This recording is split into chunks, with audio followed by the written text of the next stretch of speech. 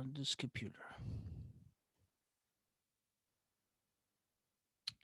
Hello, welcome to our podcast. I'm your host, Larry Liu, and today I'm joined by Mr. Nicky Liu. He's also my older brother. He currently lives in Vienna, also a student in physics at the University of Vienna Institute of Technology.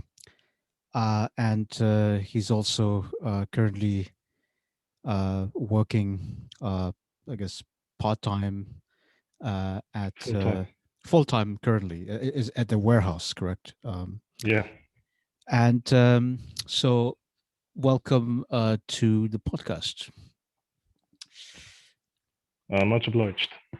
Yeah, so let's begin by talking about your personal background. I mean, obviously, given that we grew up in the same room in the same location for about 17 years, I share a lot of the biographic details. But uh, was there any memory about growing up in Vienna that was very salient or important to you?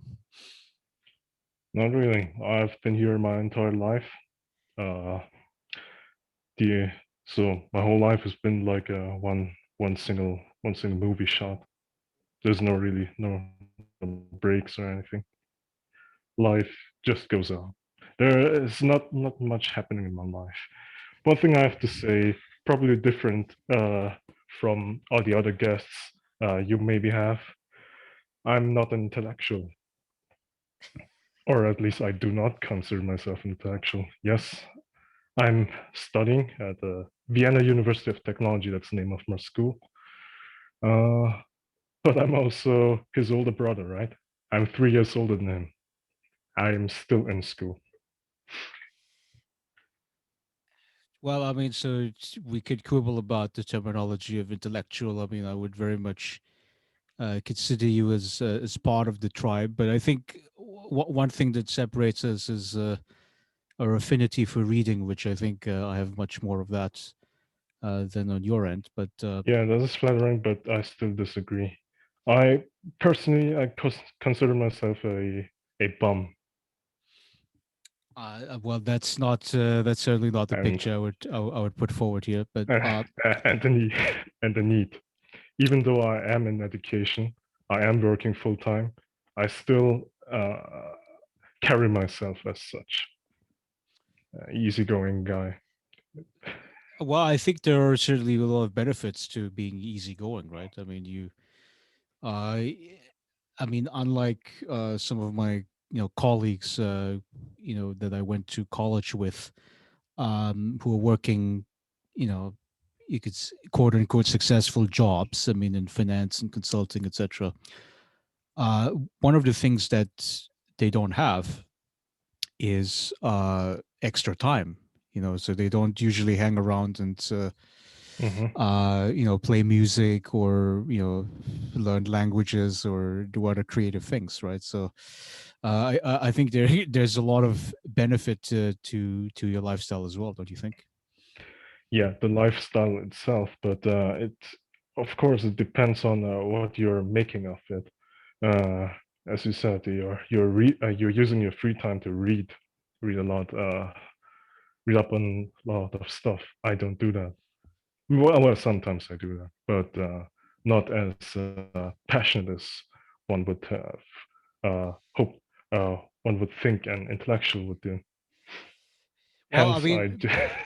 well, but also I think there's one feature about being intellectual that you have, which is that you're very much aware of what your limits are. I think if there's one you know advice of wisdom that I learned growing up, it's Socrates, right? Who said that um, you know wisdom is knowing that you know nothing, right? So that's already a good sign on your end.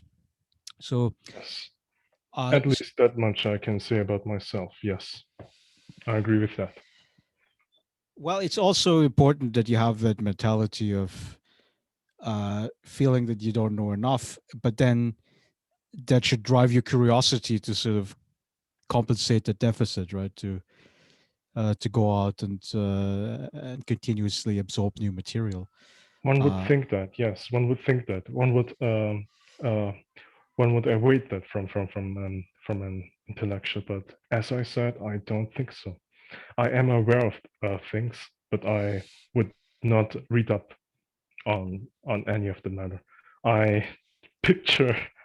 Um, I like to draw a picture of the world in a realistic fashion, so that I can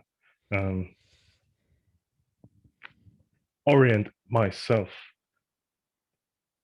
in this particular world, if that makes any sense. well, I mean, well, you certainly have certain passions, I must assume. I mean, they have to do with, you know, Self-indulgence. well, playing computer games, but also watching documentaries and on YouTube and things like that, and Yeah, but get to that's pick what up a lot. proletarians do. Yes, that's what proletarians do too. At least here in Austria, uh, people love their documentaries. Like Universum is an Austrian show. Uh, Set up the standards for all documentaries to come. Well, So I've it's nothing special to watch documentaries. It's more entertainment than anything, but of course you get the benefit of learning new stuff. well, I mean, the fact that you are able to learn new information, and continuously seek them out. I think that's a very important piece. So in your biographic trajectory, I would think that um, being the school president was a very important experience. I don't You think so. I don't think so. It's because it's just too far back in the past. I can't dwell on that for forever, you know. yeah, but it was there. I mean, you had the experience there. And yeah, I mean, was there anything else that was particularly important? Well, I mean, you have at least graduated in high school, and Let me tell you one thing. High school graduation is like mandatory. It's like graduating mandatory school. It's worth nothing nowadays. Back in the days, they say if you got the Matura, the equivalent, Austrian equivalent of SAT, the um, graduation, yeah, yeah, diploma. you get a good job. You can work at the government or any day job at big companies. But that was back in the days. It doesn't count for nothing anymore. You have to at least get some study done, at least a batch degree. But even that, it's only for entry levels. But Yeah, then so on the other hand, they also say with a master's degree, um, it's still hard to get a job because some companies prefer people with lesser degrees because master's degrees are expensive for the company. That is. because you have to pay a higher salary to somebody who has a master's degree. Yep, yep. And Yeah, the difference in pay gap is actually quite significant. yeah. So there is a problem with overqualification. So when I did my undergraduate studies in sociology at UPenn, my professor there, who also ended up being my advisor, his name is Randall Collins, and he wrote his doctoral dissertation on this issue of overqualification. Right. So he basically looked at the you could say the skill requirements of companies in the private sector, and the you could say the knowledge pool that recent graduates of colleges have, And the very simple finding he made was that there is no correlation between what you know as a college graduate versus the stuff that you're required to know at the job, right? Meaning that a lot of the things that you need in order to succeed at a job, including white collar jobs, uh, is the stuff that you are taught on the job, right? It's called on the job Yep. training. Yep. So, and that creates an existential question to universities, which is, why do you actually exist? Um, and so then the economists say that it has to do with signaling, right?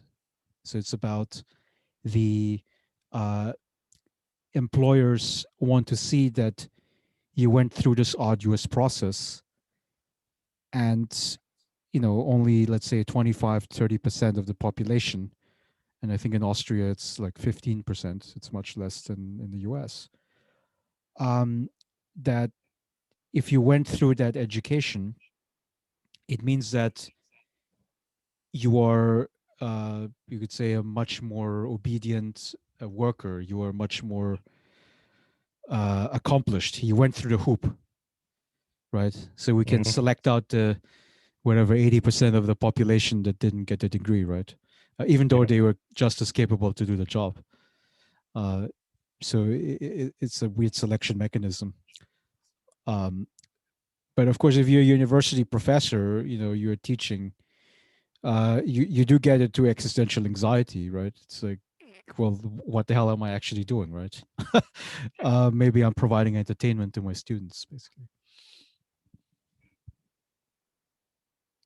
Mm. So you have personally decided to first study in architecture, and then you switched your major onto technical physics. I Uh, mean, as I said, I don't really care anymore. I'm just inscribed at my university, just just to finish it. I'm sorry, I'm allowed to swear on your podcast. you could say whatever you want. There's no advertising as far as I know, because I don't, Groovy. I'm not popular enough. Perfect. Well, as I said, I'm just studying for fun right now. Well, but there was some intellectual occupation, right? I mean, there must have been some reason that you said, "Well, I picked this major." I mean, If among there was any reason, it's long gone. yeah, well, uh, I mean, but there's something very fascinating about physics, right? I mean, Yeah, there was until you started studying. Then the fun's gone. Then the interest is gone. yeah, several months back, But I took an online course on Coursera. It's taught in the University of Virginia by Louis Bloomfield. It was like a introductory physics course, and it's superbly simple. I mean, it's like, angular motion, if the door opens up, right, or if you have like a slight tilt, that the ball rolls down with gravity. yeah, It's a very, very, very basic physics principles, but I thought it yeah. was fun. You see, for me, the problem is not understanding stuff, but actually doing the math. Um, yeah, the introductory physics stuff. I'm long done with the introductory stuff. What I'm most struggling with is um, theoretical physics and physics of solid matter, something like that.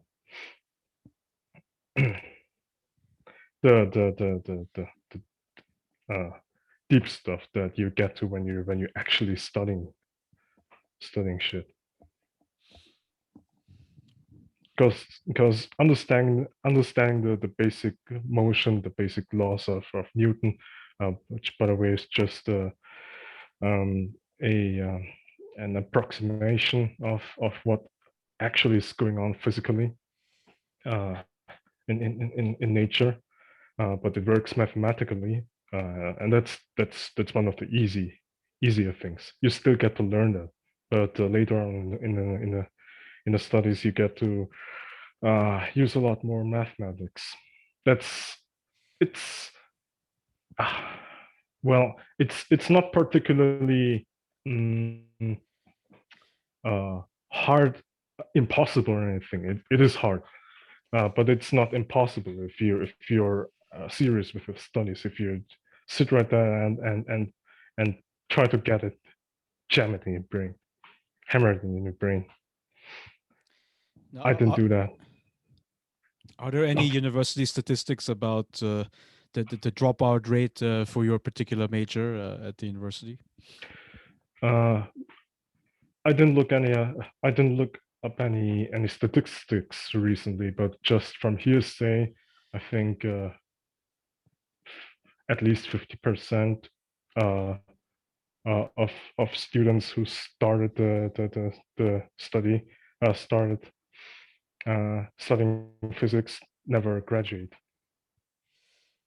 Yeah, that's a very high dropout rate, and I must assume it must have something to do with the difficulty because Exactly. Yeah. uh, so because journalism studies is also very popular, publicistic in German, Hmm. and that major uh, I heard is a easier one, which is to say that the graduation rate would be much higher.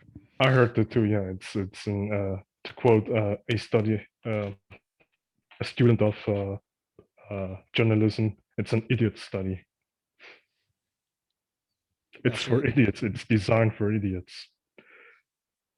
so you have a very so you have a hierarchy in your mind with respect to these are the respectable academic majors and the other ones are not. No, not anymore. Back in the days, yes, when I was, if you can say, full of hope. It's embarrassing. But a finished study is always better than no uh, no graduation at all. Like me, my highest academic um, accomplishment is high school, and that's, as I said in the beginning, it counts for nothing nowadays. Well, so I mean, I recall. So I mean, my interest was always social science, right? And and when I had to select a major, I thought it's either economics or it's going to be sociology. And but if you wanted to do the economics major, you actually had to take two math courses. It's calculus one, calculus two, where you do integration, derivatives, and things like that. With Um, how many variables? um, I, I I wouldn't be able to tell you the details on that because I forgot. Um, but so I took the first math course, and I said this was well. I learned how to do computations with integration and stuff. But I thought it was so complicated and it took so much time, right? And at that point, I said, and then also when I took the economics classes, it wasn't a lot of fun, right? Because it's basically a simple version of like math, because it was a very math intensive economics program. I think a lot of the undergraduate programs work like that. Um, and so I said, okay, so then only going to minor in economic policy where you didn't have to take the all the math sequences, and I stuck with sociology, and actually that was the right choice. uh, you didn't have the math requirements, and also the research questions you're able to ask is much closer to you could say lived reality, the experience of people. Um, Yeah, but so for so in your case, I mean, you had selected physics, and then you know you also say it's important to complete your studies, but there's been something inside of you which has prevented you from fully taking advantage of your you could say education. I couldn't tell. I can't tell what it is. What it is that's holding me back. My first guess is sloth. um, yeah, there's nothing else actually that comes to my mind that would prevent me from actually graduating. Just that shit doesn't interest me anymore. Other people would say because uh, I got comfortable with my lifestyle as a bum.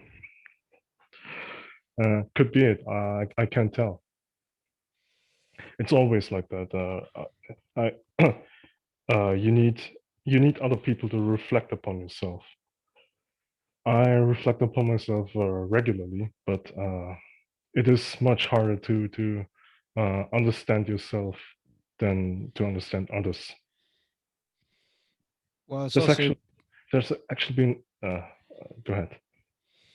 it's also important to notice that regardless of what other people say or think about you, uh, that has actually no influence on whether you graduate and finish your education, right? Sadly, yeah, Everything comes from that homunculus, right? So all the stuff that's going on inside your mind, yes, and yeah, and you have to, and that's because and yes, because you see, we are brother and I, we are Chinese by descent, but culturally we are fully Western.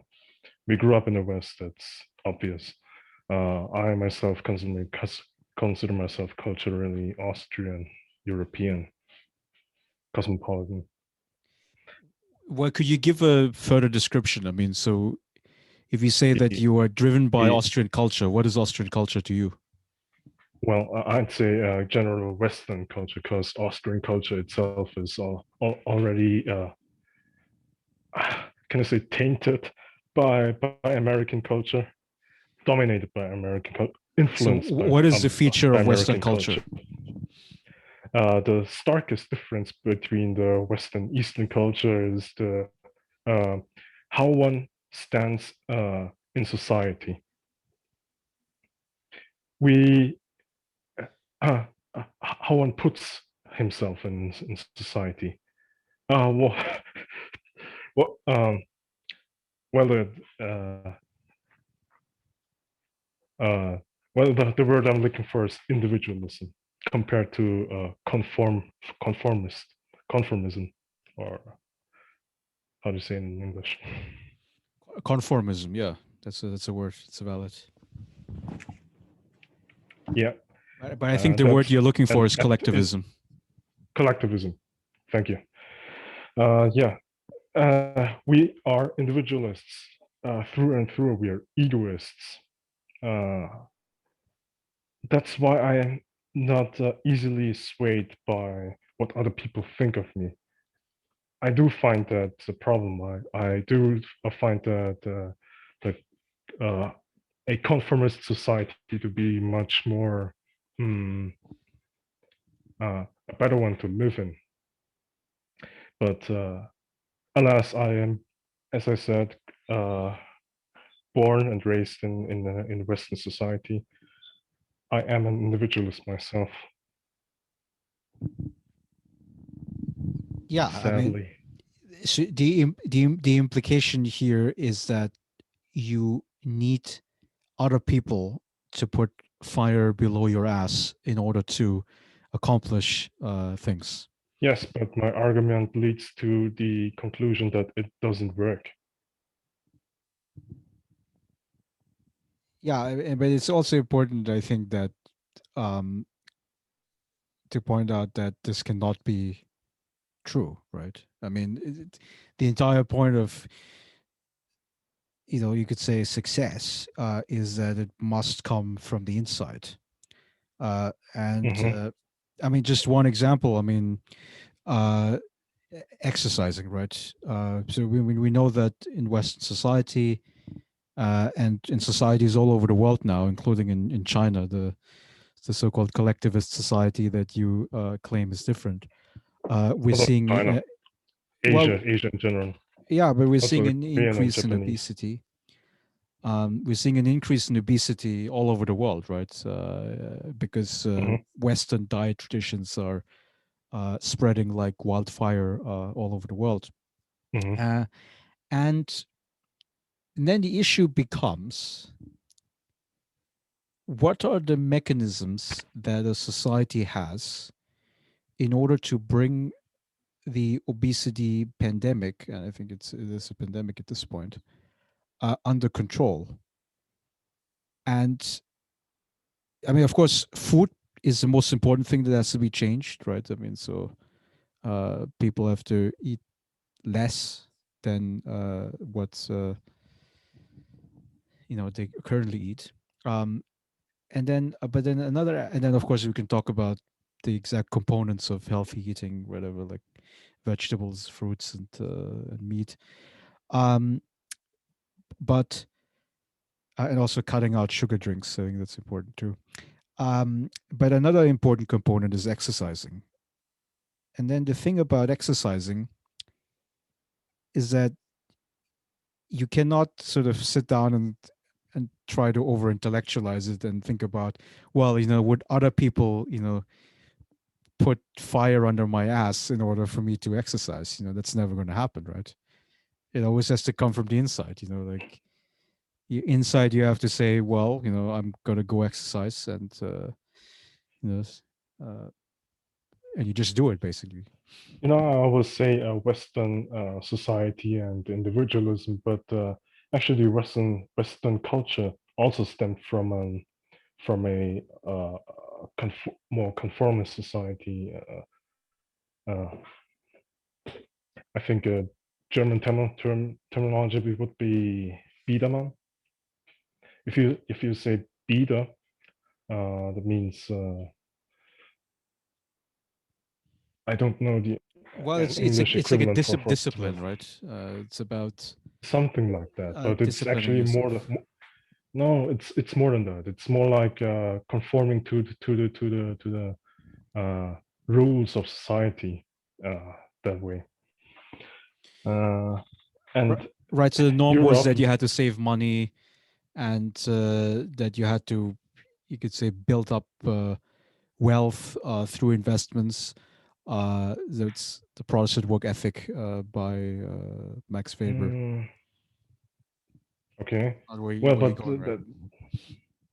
no, that's not what Bida means. Bida means um, yeah, as I said, conforming to society, to societal norms. Uh, yes, and it's still kind of present today. Uh, when we're talking about obesity, there is always the mechanism of fat shaming. Uh, I'm I myself am fat. I'm obese, and I don't mind, and that's a problem. That's again the individual's mindset that kicks in. That doesn't let me hear fat shaming, even though it exists. It exists. That's the important part. And it is because the human beings as an animal we are tribal oriented. We aren't lone wolves. Yeah. So again, the image that you set up is that fat shaming as a category, it would be important to influence your personal decisions, right? Your life choices. Hmm. Yeah. Um, and that's a framing that I cannot accept. That I if you want to exercise, there has to be like a switch inside of your mind that turns it from off to on. Uh, I mean, just a talk from bro to bro. Do you like Asian girls? uh, yeah, sure. Yeah, you like them not fat, right? You like them kind of uh, in shape, like the K-pop stars, J-pop, etc. Well, they would have to be healthful. I mean, that would be the best description I would have. And so I have a little bit of a belly myself. So I made this whole speech about anti-obesity, and I, of course, also like to eat good food. So just to be fully transparent to the audience here. So I mean, I don't mind, like, having a small belly, right? But then you do have to draw the line as to when is your belly too big? When is it actually going to Hmm. lead to liver damage, high blood pressure, high cholesterol, and all the other shit that is Yeah, associated but with obesity. people that are fully against the fat shaming, they don't care about that. They say, at least they say to themselves that they're healthy, and they think they're healthy. They don't need a they don't need a doctor to confirm their body positivity. That's a problem, isn't it? You said obesity is a pandemic. It's a sickness, more or less. But people don't seek treatment, just like with Corona, a lot of COVID. Mm. A lot of people don't still don't trust uh, the vaccination. Yeah, I mean, of course, that's a huge issue. I mean, but it's with COVID, I would say the at present, I'm not too concerned about people who are against the vaccination, because we still have the opposite problem, right? Where we have a huge demand for vaccines, but not enough supply because it takes time Yeah, to produce still, the vaccines. yeah. So, but I would The say European Union fucked up big time on this one. exactly. So at some point, I would say, maybe towards the third quarter of this year, or maybe the last quarter of this year, in most developed countries, who of course have the first access to the vaccines, um, that's when I would start to become concerned about it, right? When all the people who volunteered to get the vaccine have received it, and you have a certain percentage of people that uh, believes in anti-vaccine conspiracy theories. And then at that point, I would be very concerned about, like, well, how do you target the messaging such that the percentage of the people that don't take the vaccine is as small as possible, right?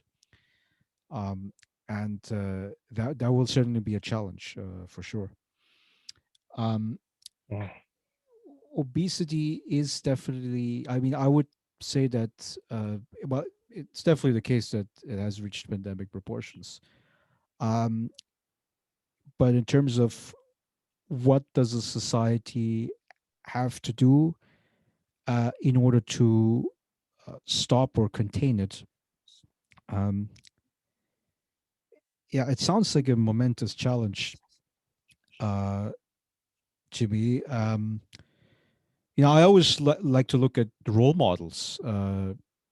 So we have, I think, the most famous Austrian American person is Arnold Schwarzenegger. He's Schwarzenegger. the former governor in California, and before he became governor, his first political position was he worked for George H.W. Bush. That's the older Bush in the late '80s, uh, and he was the sports coordinator of the White House. So his task was basically to go around to schools and give speeches about how important it is to exercise, right?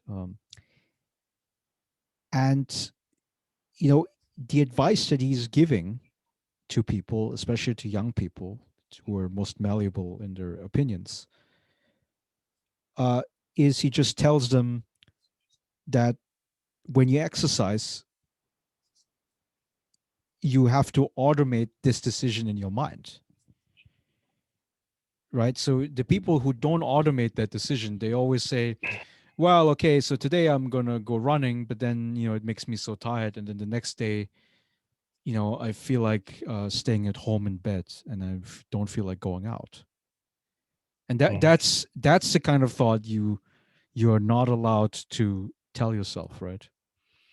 You mean you're suggesting a training regimen? Exactly. It must be a regiment, and it must be such that you don't even allow yourself to say, I'm not going to do this exercise today. I Mhm. mean, That's there's some exceptions, obviously, like if the weather is really bad, like it was snowing recently here. Okay, maybe difficult to run outside. yeah. This is basically the essence of discipline. That's actually what the definition of discipline is in my mind. To force yourself to do certain tasks. If you just go with the flow, like easygoing dude like me, you never get shit done. You're never gonna graduate. Well, okay, but now, okay, so this is my the Schwarzenegger speech that I gave, but I mean, to take the flip side, I mean, to argue your case here, isn't it also beneficial to have an easygoing mentality, because it means that as I raised earlier, you have much more free time. You get to Yes, do whatever you want. yes. Actually, personally, I value my free time over anything, even over money. I don't really care about money. Actually, I thought I would, but I'm living. Always living well. Right now, I'm working full time just to get a little bit extra because having money is still better than having no money. Having extra money is better than having little money. Just to be more flexible and have a safe, have a what is it? Uh, Cushion. uh, safety net, something like that. A cushion, yeah. Yeah, I mean, uh, yeah, that's good. It's good to have. Yeah. yeah, a little bit more money also makes raises the quality of your free time. But actually, I still value free time over anything else. Maybe that's also one reason why I'm still single, because you can forget free time once you're in a relationship or married. Like a colleague of mine, a friend of mine, who started uh, studying physics at the same time. He's also a shut-in, an introvert like me. Um, but then he got married and he got a kid. Now he's working and working his ass off as a laborer and as a father. Uh, he also has to tend to the household, and he's still studying because he is he's quite an intelligent guy. So he knows not to waste his potential in study, and he is actually good at studying, but he never had the real motivation. But every time I see him, if I get to see him, because he doesn't have any free time at all, he he's just a bag of meat, tiring himself out Yeah. So doing so all you the chores. again you mentioned this issue of like social obligation, and Well, in that case, he's a father. He has to do that. He right. knows that. He's a responsible guy. And so again, so are you assuming here how important it is to, you could say, tie yourself up with social obligations in order to motivate yourself? So in some sense, I mean, you are in effect hoping for, you could say, an external force to be your savior, right? Which is to say, another woman, and then Mhm. she would bear you children, and then presumably by feeding more than one mouth, you you think that this will put you on the right, you could say, bourgeois track. Indeed, yeah, it is. It is not like that I'm entirely opposed to external forces. Since we're living in this real world, we have to adapt to it. That's what makes living actually fun. Well, so I mean, for the last 5 years or so, I've been part of the basic income movement, and so as part of that, I Ah, published a book yeah. with Richard Caputo and other co-authors. Um, and I was wondering how long it takes us to get to this topic. no, every time no, I'm speaking with my brother, every time. well, but because you were mentioning something that's Ah, fitting right into it, right? Which is, this is what we have to do in order to be responsible members of society, and we owe something to other members of society, right? So that kind of logic, and it results in a very visceral dislike of this idea of basic income, right? Because you're not required to contribute back to society. The society trusts you that you will ultimately make some form of contribution, and that's necessary, obviously, because what is money? Money is claims onto labor, and of course, if there's no labor, then there's no economy, right? Um, so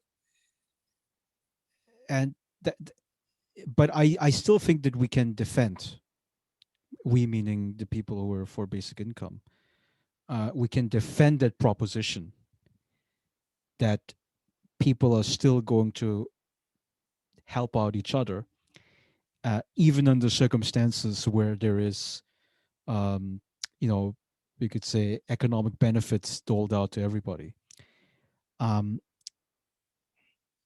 yeah, so there was this book that I was recently reading. It's behind me on the shelf by Jason Smith, and he talks about the impacts of automation onto society. Um, and the big question is kind of, if there was so much automation happening, machines, the robots taking over, then why is the unemployment rate relatively low? Uh, and he gives two reasons. Well, first of all, the numbers are a little bit fake because there's a lot of people who are working part time when they want to work full time, right? Which means that there's a lot of slack in the labor market. Um, and also, the other thing is that people are shifted onto non-productive jobs from productive to unproductive, right? So I was reading this article this morning about agricultural producers in the US, and it's high technology and very low labor intensity, right? You only need to have this one guy sitting in the tractor, sitting in the control room, who monitors through sensors and cameras the harvesting process. it may look easy, but it's a hard job that Yeah, not a lot of people want to do. not a lot of people want to do them, but you also don't need a E- lot of people. That's the point Even too, right? yeah, even though you don't need a lot of people, yeah.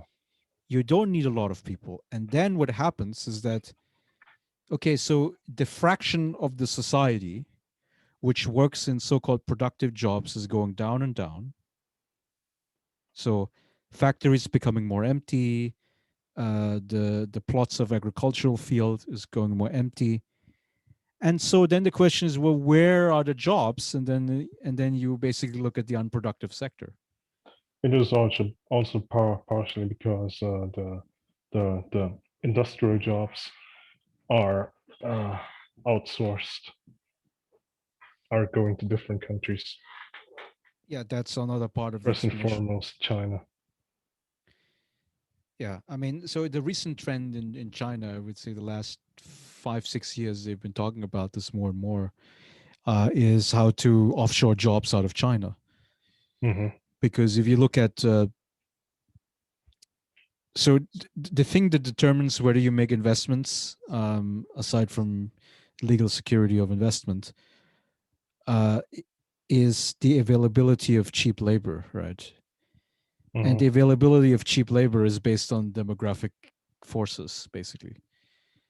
So if you look Hmm. at the total working age population in China, it was increasing until 2012, and the last roughly 10 years, it's been coming smaller and smaller. At least the new generation that comes up, right? So there's a labor problem, and the Chinese government has been talking about automation very aggressively at this point. Yeah, yeah. I just watched a video on YouTube from CGTN. No, from Alten about China, and they show a restaurant where they employed robots to serve the food. But when we're talking about automation and your UBI stuff to finance it, uh, I even though I am a bum, I would most definitely one of the first people who would benefit from UBI, hands down. Uh, I'm still against it. Uh, my main argument is, of course, the human nature uh, and the decay uh, of a human life without work. And the other thing, automation, we're still not there yet. There are still limitations to robots. Like the one scene I want to mention from the video I watched. Even though the food arrives at the table with by robots, either through like a roller coaster or an actual robot rolling on the ground, it still needs human labor, a human waiter to serve the food. Yeah, there are definitely currently limitations with robotics, but the point that Smith, however, makes, Jason Smith, is that we have already automated lots of jobs, a lot of the productive jobs. So now the only jobs that are increasing, he calls it the circulatory labor. So the example that you gave, somebody who works in the restaurant, or the job that you currently have, somebody who works in the warehouse, somebody who takes the package and transports it to people's doorstep, right? And Right. So transportation sector employment, and also you could say the legal sector, right? Drawing up contracts for the businesses, or suing people for, I don't know, uh, the cat exploded in the microwave or some shit like that. Um, so all of these things is he summarized it under the term circulatory labor. Um, and then the question is, well, is that circulatory labor itself a productive thing? In a very narrow sense, yes, because you need circulatory labor in order to, you know, yeah, get the packages delivered, right? Get the stuff that people need. Um, but in some other sense, I would say it's not, right? It's not the thing that's actually producing, right, the value, right? Um, it's just completing. mhm. It's completing the value process. It's not creating new value. Would you say the productive part in a restaurant is the cook? Yeah, so it would be, well, it would be the agri sector, right? So the Okay. people that produce the food, and then secondary, and then yeah, the people who are cooking. Um, yeah, Also it's logistics, the guys who bring the ingredients. right. That's the circulatory labor. I mean, it's sort of necessary again to complete, you could say, an economic transaction. Um, Waiters are more or less also circulatory then, by this definition. yeah, I would put them in the circulatory labor. Um, and so now the issue is whether automation is going to affect also that circulatory labor, right? Yeah, I hope so. I hate the job Right. already. I can't wait till robots finally take over our jobs. Uh, Yeah. So for my dissertation study, I looked at warehouses by looking mhm, at discourses inside the warehouse. So I watched YouTube videos of people in your shoes, people who share their stories about working in the warehouse. I also looked at Reddit, which is a place where people post the comments about a particular subject, in this case, warehouses. Um, and it seems like there is still a lot of labor required inside of the warehouses, and of course, you working in there would be another prime example of that. Um, but there's also a moving target with respect to automation, right? So I saw this one video where the Amazon robotics company was experimenting um, with robot arms, mhm, because the difficulty is, how do you get a mechanical arm to recognize an object, grab the object, move the object, and sort of package it up, right? mhm. And it seems like it's still in the infancy, right? But there is so much investment that goes into that, into Yeah, developing these yeah, capacities. and of course only Amazon can afford it. Amazon, when it comes to warehouses, they are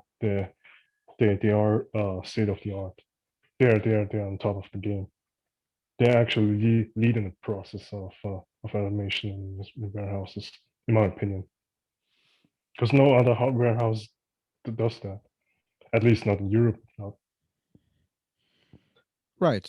Uh, so one of the things that they have done since 2012, when they acquired the Kiva robot. So Kiva robot, it's like a company, another company, but then they acquired it. And I thought that this was one of the biggest shifts in warehouse logistics, Uh, because what they did was they basically put the shelves on top of the robots so that they move around and then they consume less space. Because mhm. in the old days, you would have to create stable shelves. Uh, but in order for the workers to go through the shelves and retrieve the objects, you had to create a lot of empty space, right? So for the workers to walk through. And by basically placing the shelves on top of the robot, that's the kind of space that you can cut out. I mean, you have to organize the warehouse in such a way that you only there's only enough space for the robots to zip through the warehouse, right? The robots and of course the parcels. Yeah, They come in exactly. different sizes. Yeah, well, it's on the shelves, right? There's like a shelf set Yeah, with usually in like small in the boxes. big shelves, you're storing the big boxes, the pallets. Yeah, and that process seems to. I mean, it only increased the scale, and the way how you measure scale is revenue per employee, right? So the average Amazon employee at the warehouse, how much money of measured in merchandise is that one employee pushing through per hour, let's say, or per shift. Uh, and So I looked up the figures, revenue per employee, and it's some crazy number. It's like over $2 million uh, Hmm. per employee, I think, per year. I think that's the measurement. Um, Okay. a- and compare that to Walmart, where it's like $220,000. I mean, okay, the employee doesn't get paid a lot. Let's say the employee gets paid 25,000, so it's about 10% of the total revenue value. Um, but Amazon went from 1 million to over 2 million. It's like within 2 years or so, right? Um, Yeah. Yeah. I mean, the warehouse I'm working at, I did get some numbers, but I'm not gonna disclose it on this podcast. But yeah, the numbers uh, are maybe about the same, maybe a little bit higher, maybe a little bit less. right, but there's massive growth that you can see happening, and that's an important indication for the fact that even what you consider circulatory labor could be reduced. But then the other issue is that it doesn't have to create full unemployment in the whole economy. Because what you could simply do is, let's say, the robots become so efficient, so they could lay you off, or they could use the higher retained profits to hire more managerial labor, right? So let's say you become promoted as a supervisor, and then it becomes so lopsided where it's like you have 20 supervisors for every worker or something like that, right? um that is very much a possibility, and that to me is a dystopia, because there's technically no limit as to how many, you could say, unproductive jobs exist in the economy. It's about, what does the companies do, what does the government do, because the government can hire people into the civil service, right? They could become Beamte is a German term. uh, and those are people that, you know I guess they have a job and they have a paycheck, but if you ask, like, what value do they produce in the society, in the economy, it's not actually very clear. And that's both for government jobs as well as for the private sector, right? That to me is a dystopia, and I think, and I draw my argument on the late David Graeber. He died a couple of months ago, anthropologist at LSE. Um, is that, if we wanted to fight the scourge of useless work, you would have to have a basic income. You would have to have some escape path for people who said, well, maybe I shouldn't be doing this useless occupation. Maybe I should be, playing music. Maybe I should start a band. Maybe I should become an artist, a painter. Maybe I should write novels. Uh, Maybe I should become an athlete. Even a hobby athlete. Who doesn't make any money, no sponsoring deals, no nothing, right? Um, why the hell not? Well, Why are when we the hell keeping not? people from that Because happiness? it's a waste of potential still. It's a waste of potential. On one hand, it's a waste of potential. The other hand, How is it a waste of potential? You are actually using your potential.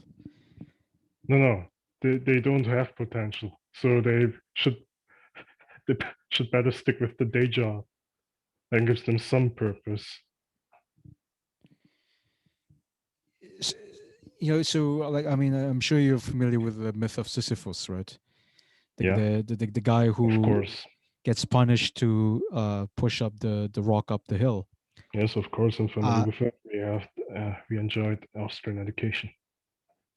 Yeah, and it seems to be what you're saying is that uh, we we should we should follow the footsteps of Sisyphus. We should roll it up the hill, and then we say, "Hey, it gives me purpose. It's beautiful. I love it." Uh, I don't think Sisyphus really found purpose in his work. That was the point of the story, wasn't it? It's pushing up the boulder and it's rolling down. Yeah, but I mean, but there's this logic about the dignity of work, right? Yep, Where where you're basically saying, absolutely agree. As I said in the beginning, I don't consider myself intellectual, but a proletarian. And what makes a proletarian? Work.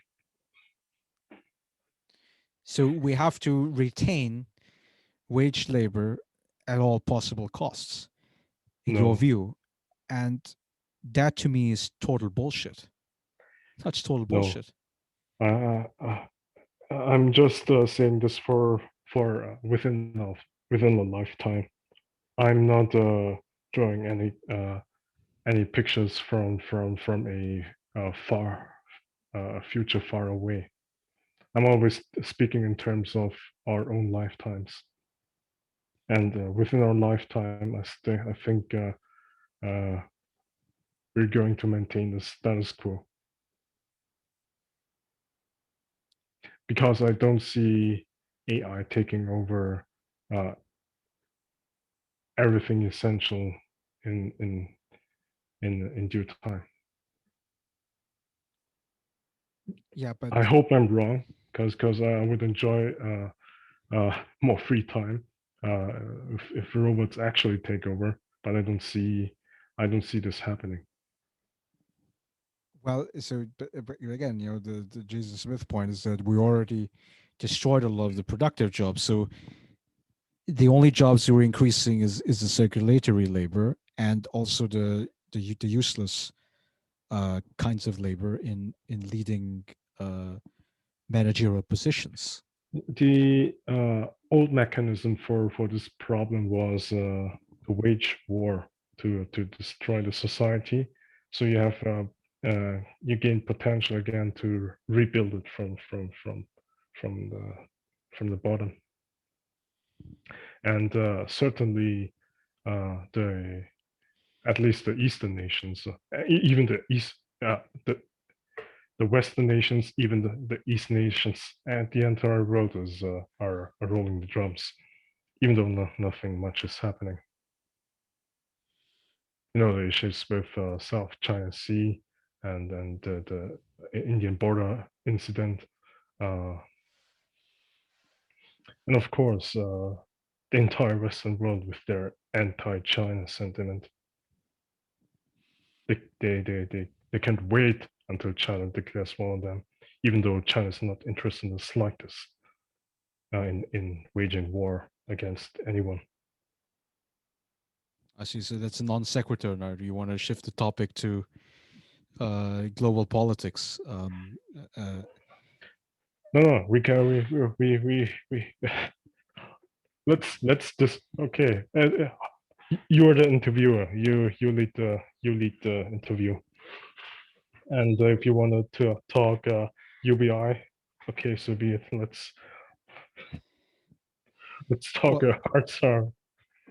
well, okay. So yeah, just to conclude that point, and we can go on to global politics. But you know, it it's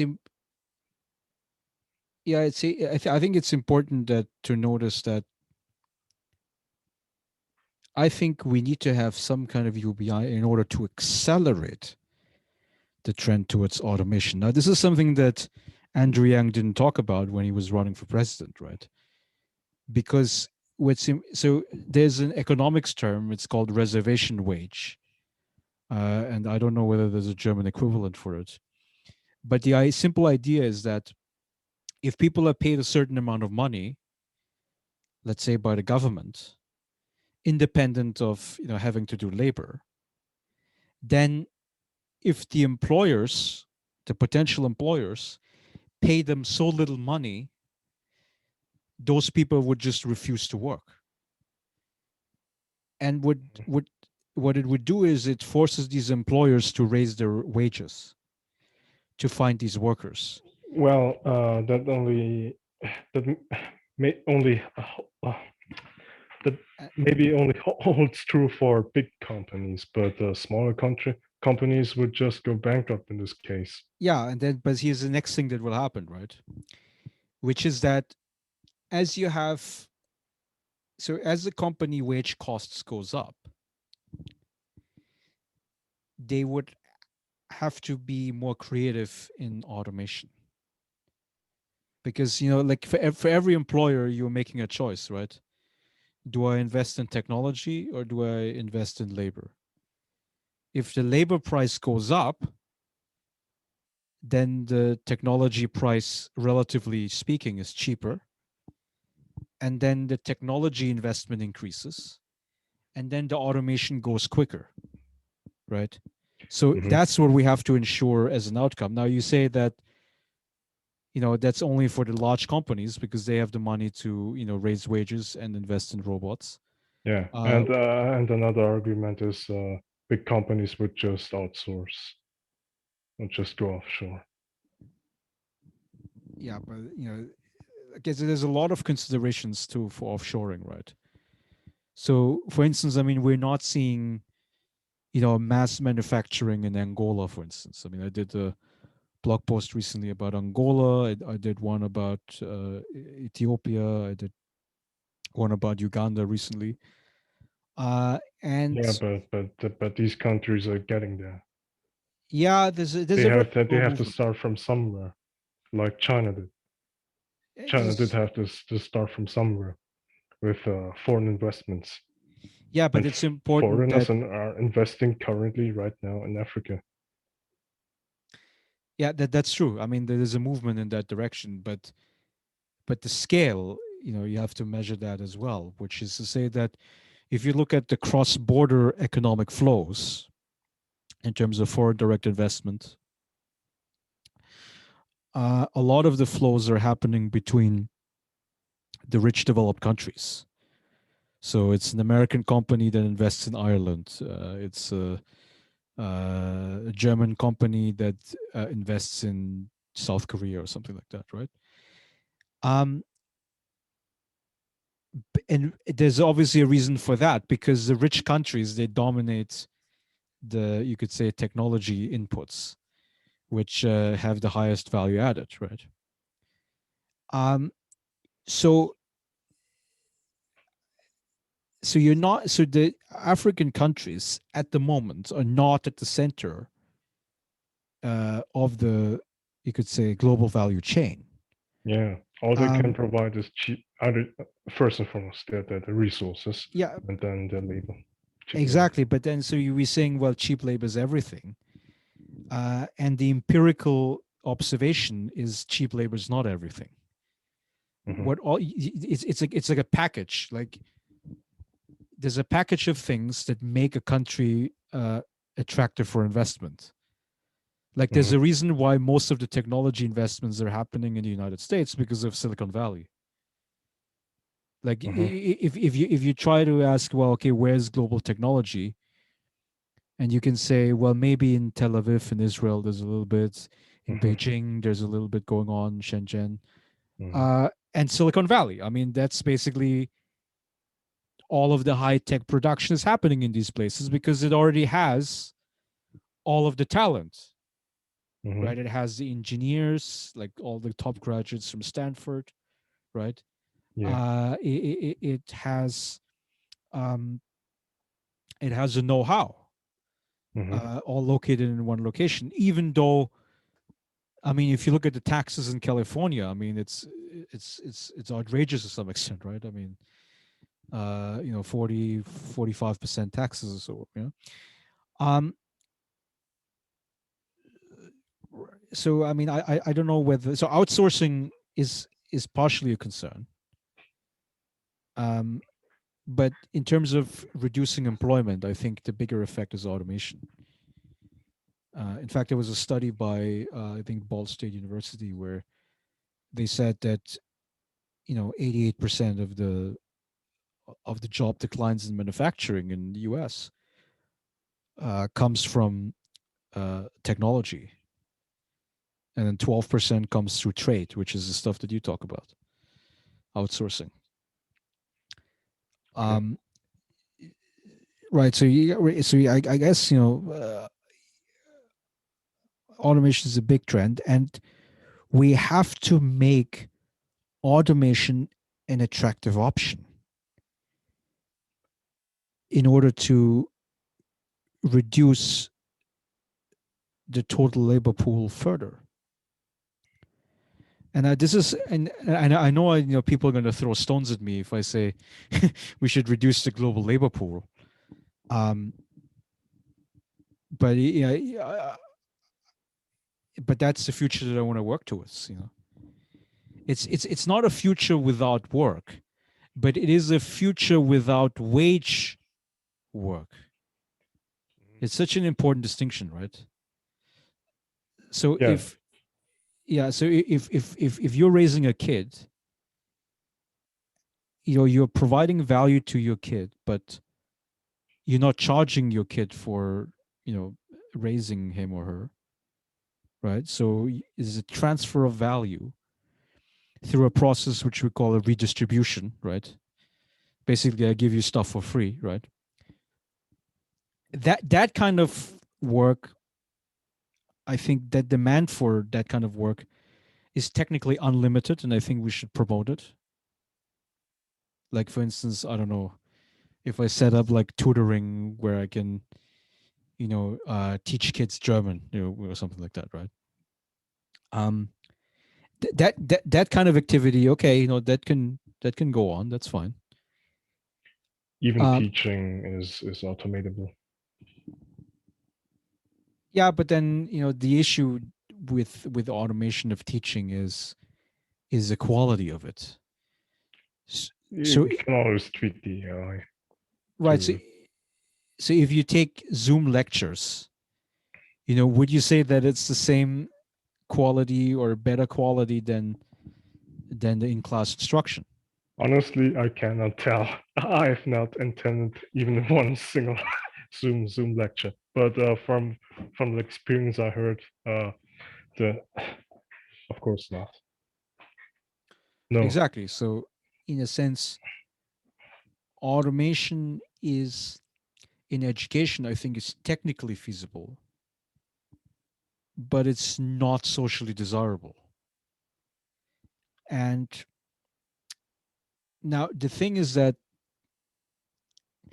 so I ideally, I would like to receive some kind of basic income, right, as a guaranteed source of revenue. And then if I said I wanted to tutor people for free, well, why the hell not? I mean, we're sort of already used to it. Like when I produce the podcast, right?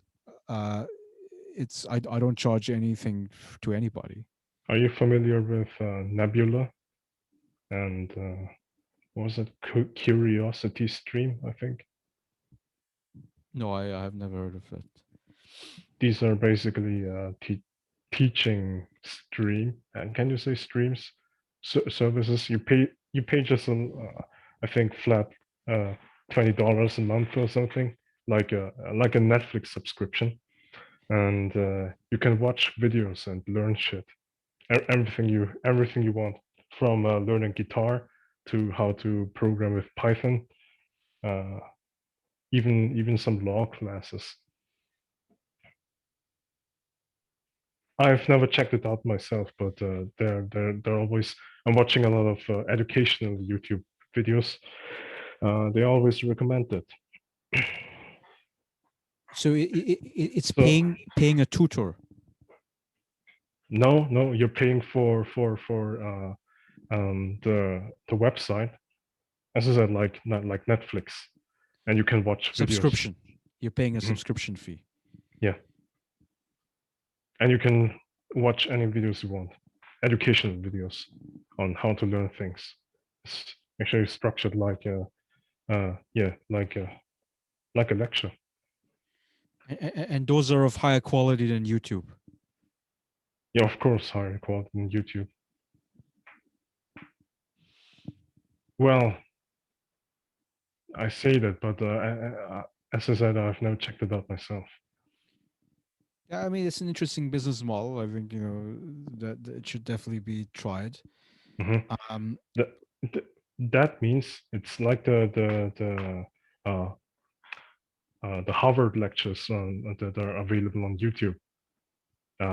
Those are lectures the uh, with lecturers. We get lecturers that are the top of their uh, the game, providing lectures for the entire world for free.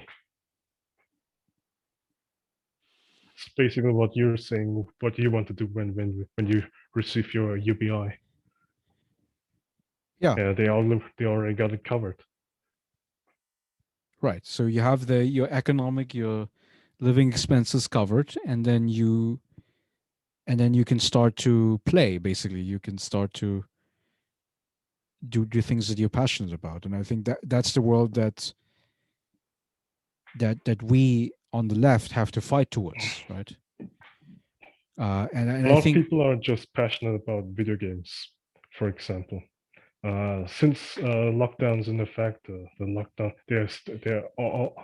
they're extending the end date for the third time I think now, and people are getting bored and they're buying PS5.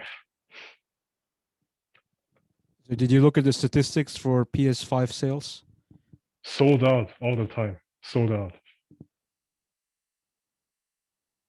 Yeah, the latest thing that I've heard about is Oculus, which is glasses that you Of put course, I've on, heard about it. Yeah. and it's like virtual reality apparently. So hmm you could be watching a movie, you could be walking in some jungle or something like that, hmm without ever having to leave your room. Yeah, it sounds very exciting. Yeah. I, yeah, but it's still not the perfect experience to some extent. No, but it's probably getting there. Right, because you also need things like that you can feel on your skin, right?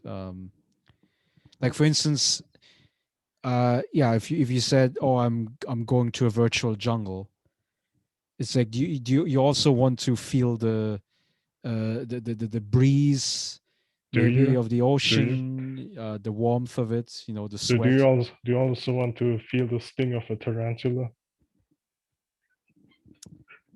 How the poison uh, courses courses through your veins? Well, that would be quite extreme. I think that well, I mean, but if you create a virtual world, well, you can create it in such a way that there's no situation where you could die, right? But you but you do want to have it a little bit closer to lived reality, even though at the moment it's not possible, right?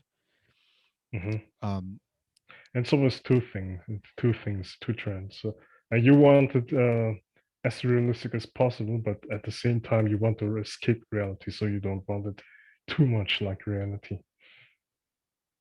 Um, I'd say, as a video game connoisseur myself, the realism helps with immersion, but you still want to experience a entirely different world. And exp- the exploration factor is very important in video games, at least in RPGs. Depends on genre. yeah, I mean, it's anybody who plays a video game.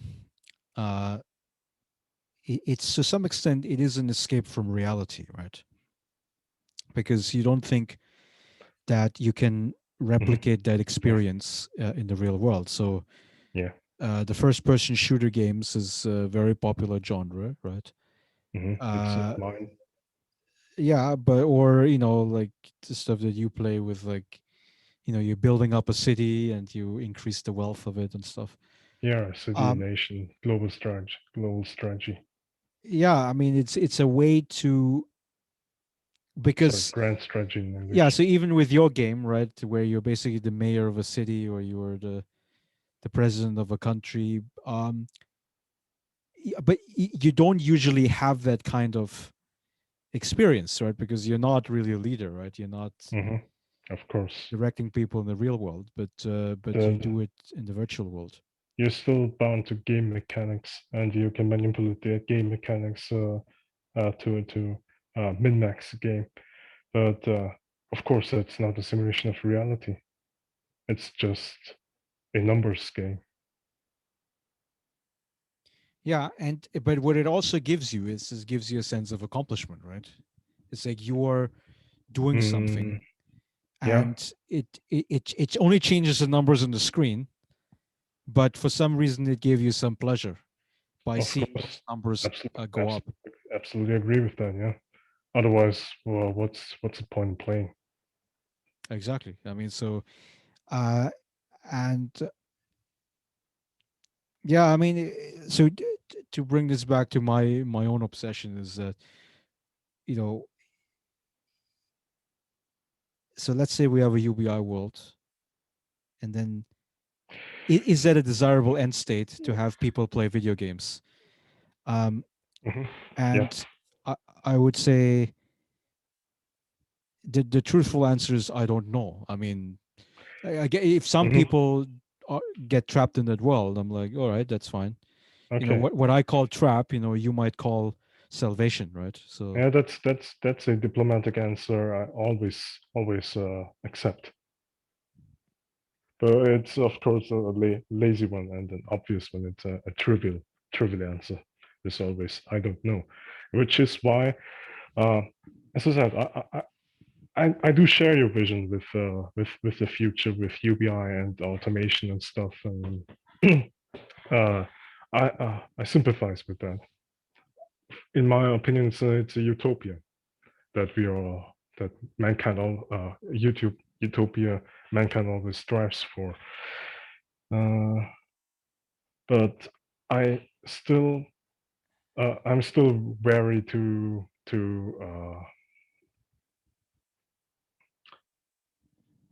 make any solid predictions, which is why I still get against UBI because of the our foresee the unpredictability of future. well, I mean, of course, the future, you know, is unpredictable. I mean, if you said, you know, 2 years ago, hey, by the way, next year we're going to have a really shitty pandemic. A lot of people are going to lose their jobs, uh, and you know, everything is going to go crazy, basically. And we would basically not see each other for long time in person. Yeah, I would not have thought that this would be a credible threat. But of course, I mean, if you watch a video by uh, this rich guy, the Microsoft founder, what's his name, Bill Gates. Bill Gates, who has been, you could say, studying pandemics for many years now because of his charity. Uh, he gave a TED talk, I think, in 2015, I've where seen he's that, yeah. yeah, and he said, there could be pandemics in the future, right? Hmm. I mean, I've only read a summary of it, but Yeah, only a matter of when, not if. right, but but if I had watched that video, that TED talk before the pandemic, um, I don't think I would have taken it seriously, right? I honestly, I didn't took the pandemic honest seriously when it was already happening in China, like everyone did. Everyone in Europe just just just uh just didn't adapt. Yeah, well, so I knew that shit was going wrong when you started to see cases outside of China. So I think Yeah. Iran and Yeah. South Korea was, I think, the two countries that were first hit, and then after that it was Italy, and then it was Spain, and then after that, that's when it was global because it grew up everywhere. Um, and that already to me was a really bad indication for what was happening. Well, Um, indication should have been when China closed down an entire city. That should have been an indication. But the world decided to not to act, just play the status quo card, the like conservative. Maybe I am politically conservative. Maybe it's because of my age. Look, if I was the leader of the country, whatever country it is, uh, I don't think that I would have reacted better than the people who were, who were in charge back then. I agree. I wouldn't have either. And it's probably because of It's uh, ignorance. the It's ignorance, plain and simple. Because you can only make the best decision based on the knowledge that you have at the moment. mhm, So at the moment, so we're talking the first 3 months of 2020. mhm, Uh, People didn't know what the disease was. yeah. So and I would cut China some slack. People shitting on the Communist Party just for fun, just because they want to follow the agenda of triggering a war with them. Um, What, but in that case, I'm pro China. did you see Actually, China the was is the one country that handled the pandemic best. My honest opinion. Well, did you see the Brad Weinstein interview? I think Brett Weinstein doesn't ring any bells. No, uh, yeah. So he appeared at the Bill Maher show, which is another entertainer. never heard of him. Um,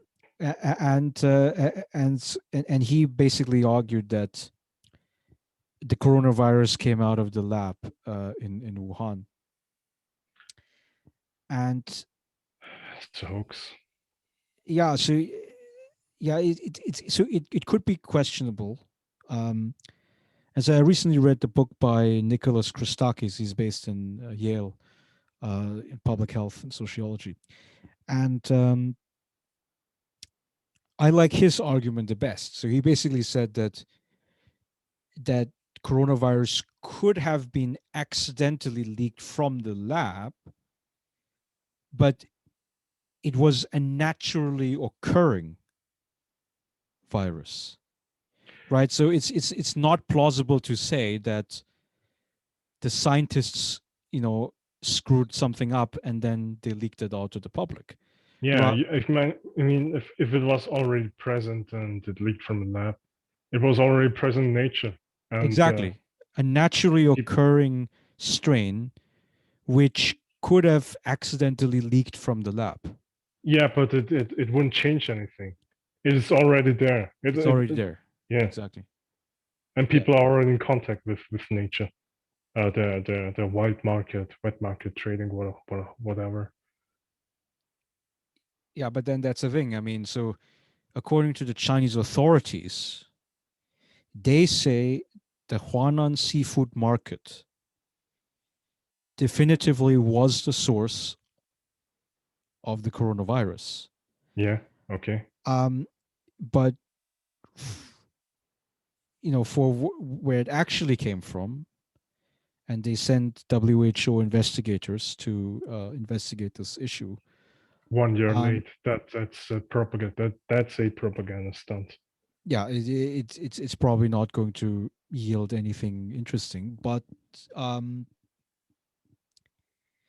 you know, so here's the complication, right? So why did the pandemic start in Wuhan and not in? I think the SARS virus was discovered in Yunnan province, close to in a village close to um, the cave where the bats were located. that would have been a plausible starting point. But for COVID, we had the starting point in one of the large cities of China, which is Wuhan, where also there was the you could say SARS research lab. They didn't have the SARS research lab in Beijing or in Shanghai or in another big city, right? That's not a compelling argument for me. I think I think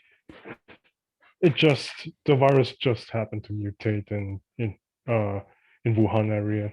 That's where the virus broke out, the pandemic.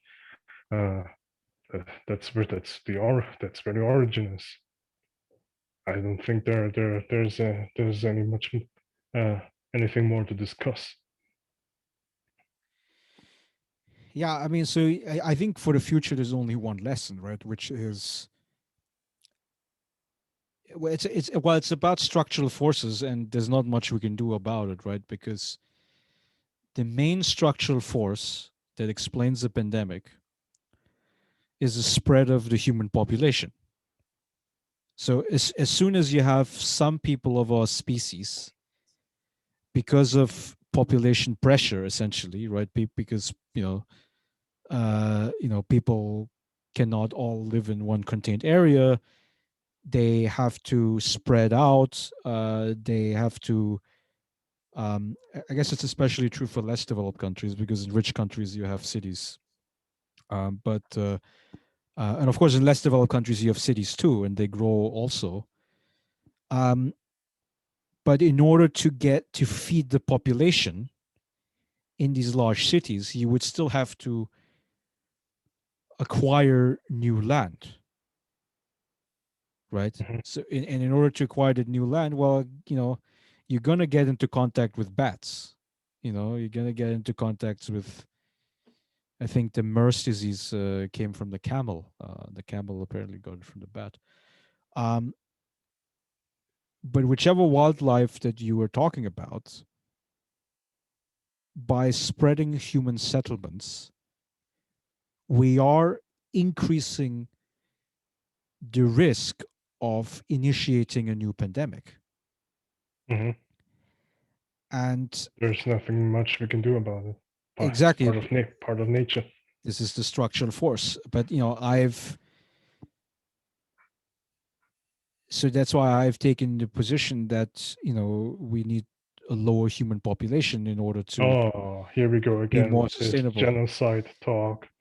No, I mean, no, it would. every time, every time it leads to this argument. That's not that's a misinterpretation, right? Lower the human population. In my books, it's genocide. No, that's not true because Of course, nowadays they redefine genocide. So anything that happens before, like the Holocaust, it's not genocide anymore. If you teach someone Chinese, that is genocide. So no. stupid.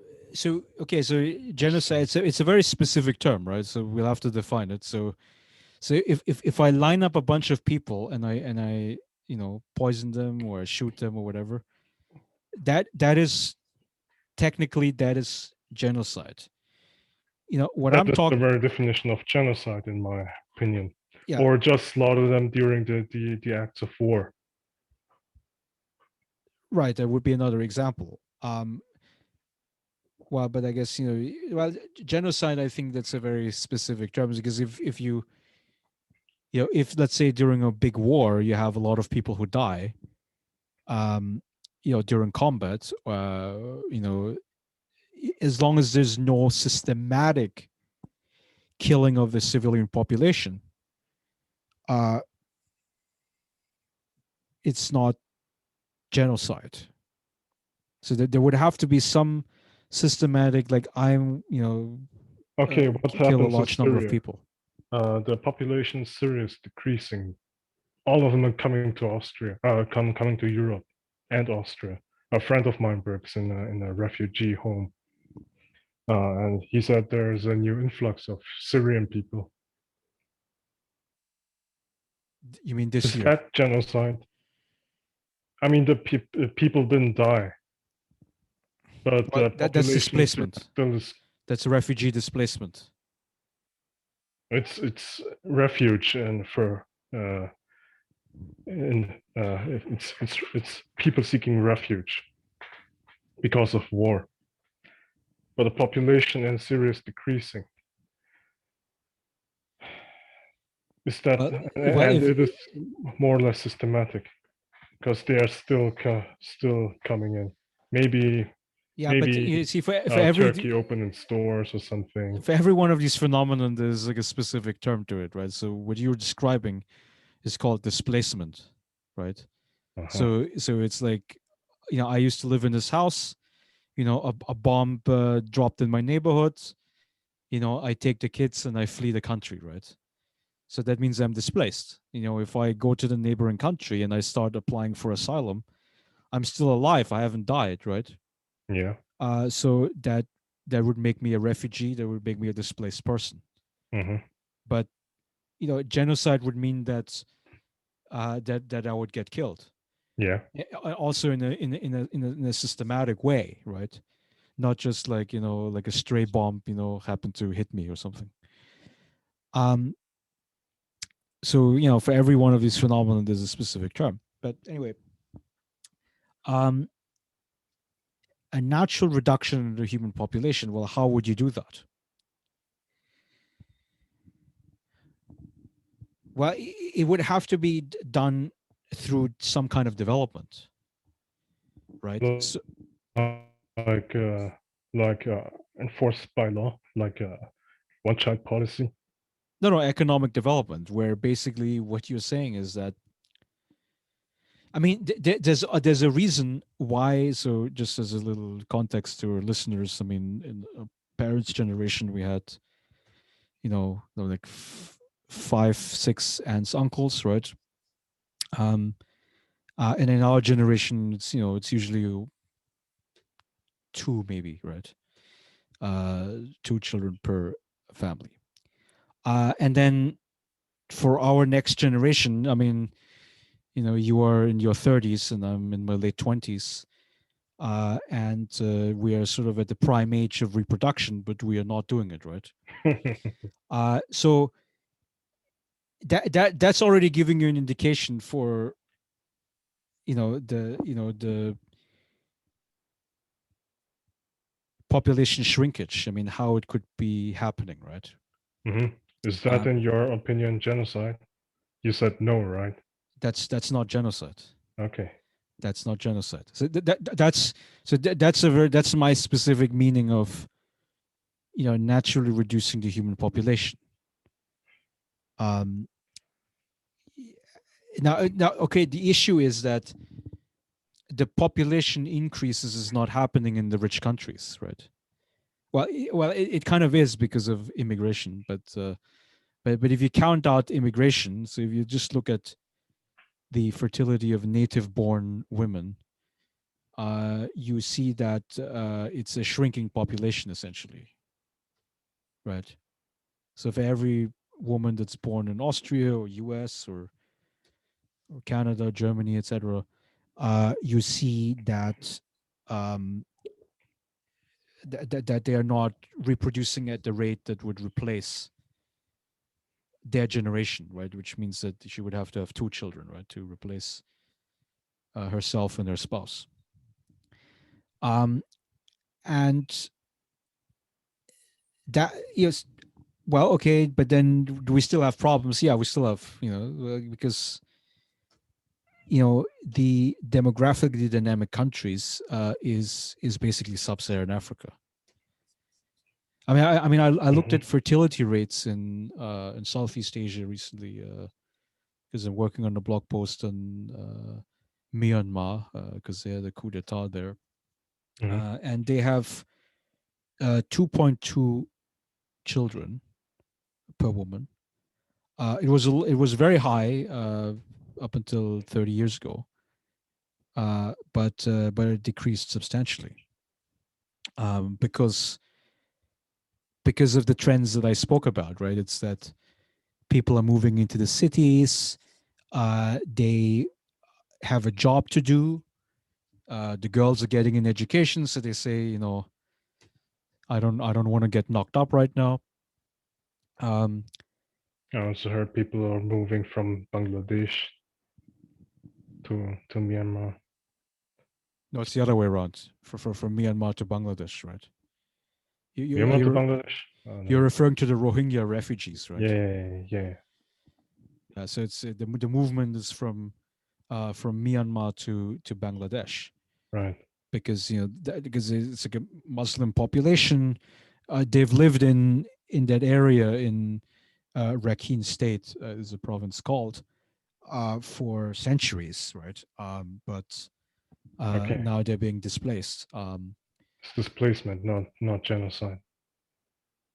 Some people call it genocide. Well, there's also genocide happening because so you always have to look at the total numbers, right? So there's a certain number of people that get killed by the military government, and then there are some people who escape. And people To dying during the displacement, what about them? They're still displaced, even though they don't live anymore.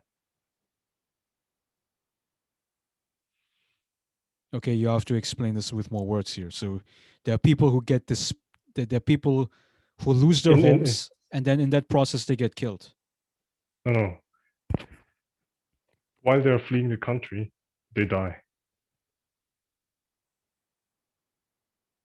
Like like with sub-Saharan African immigrants sailing on a boat, heading for Italy or Greece, whatever, and their boat sinks. So they died in the process of displacement. Well, so there are displaced people They're who, displaced, who, yeah. who died along the way. Yeah. Hmm. Well, it's not that genocide, it's still displacement, even though they don't live anymore. Well, okay, so we'll have to be very specific here. So if you talk about the African case where you have people that come from, Ghana, Nigeria, and whatever those in sub-Saharan Africa, and so if at in their home country they didn't do they have war? Is it happening right now? I mean, I guess you have Boko Haram, right, which is their terrorist organization. Um, are they being killed? You Perhaps some of them are, but I think most of those African refugees, they come out of economic deprivation, and in some cases it does include war. If you talk about the Rohingya situation, uh, I would say that genocide is involved. It is a major cause of the movement to Bangladesh. Um, and yeah, so in that case, you definitely have both things happening at the same time. You have displacement, and you have a genocide. A Um, genocide must be motivated by something. There must be something causing uh, the Myanmar government to act like this. How are the Rohingya behaving? well, there were issues with separatist movements. Ah, Well, yeah, where there was discontent among the Rohingya people against the central government. uh-huh. Um, And how does this act out? How do they express their sentiment against the government? Why, by writing formal letters to the government with spicy words, or by terrorism? I would say the latter, right? So we're not talking about Oh like no. Western style democracy here. I mean, this is a very, um, how should I say? a more pre-modern arrangement where essentially if you don't like something, the only way for you to do something about it, especially if you don't have central state power, is to commit acts of violence and terrorist attacks. Um, but I mean, I haven't read too much yet about the Rohingya situation. But Me I know neither. that there has been discontent by the Rohingya population against the central government, and the way how the military reacted to it, which is very powerful because Myanmar, they had a military government for 50 years, since 1962 up until 2011, and then since the beginning of February, actually, they have a new military regime, led by a new general, right? Because the generals thought that you know that they're going to lose power. Like if you don't seize the power now, then they might never get it, right? And there was a fear by the leading general of the Myanmar army that if he didn't do the coup, that he could be prosecuted because there's corruption allegations against him because like he took a lot of money basically from the state, uh, diverted it for his own purposes. Um, uh, he was criticized for his daughter's wedding recently, which was very lavish. Um, and also, he was concerned that he might be held to account for the genocide against the Rohingya people, right? Uh, but it's very interesting is that if you look at the statements by the deposed leader Aung San Suu Kyi, um, she defended the military against allegations of genocide. Because from Suu Kyi's perspective, like she's hailed as a democratic leader, right? And actually, she won the re-election by a landslide just last year. And for her, She's it's a power tactics calculation, right? Because she knows that the military is powerful, so she's going to say anything to please the military, right? uh, I have a if memory serves me right, does Aung San Suu Kyi is she a does she hold a Nobel Prize? She holds a Nobel Peace Prize since 1991. 1991. Yeah. Yeah, Okay, I remember correctly. because there were protests that happened. It's called the 8888 movement, so 4 times 8, because it was August 8th, 1988, when there was a mass protest by the people, organized, among others, by Aung San Suu Kyi, um, against the military junta. Because the junta, they did something very stupid apparently. So um, It's the junta, by the way. yeah, the junta, Junta. the So junta. Spanish word. Um, so they made a mistake, which is they canceled most of the banknotes, with the exception of the 45 and the 90 note. And why is that? Because 45 and 90 is divisible by 9, and the leader of the junta was superstitious. So he basically canceled all the other notes. It wasn't like a broad currency reform, right? Like when in Austria there was a switch from the shilling to the euro, where you basically you take your shilling to the bank and then they give you euros, that kind of stuff.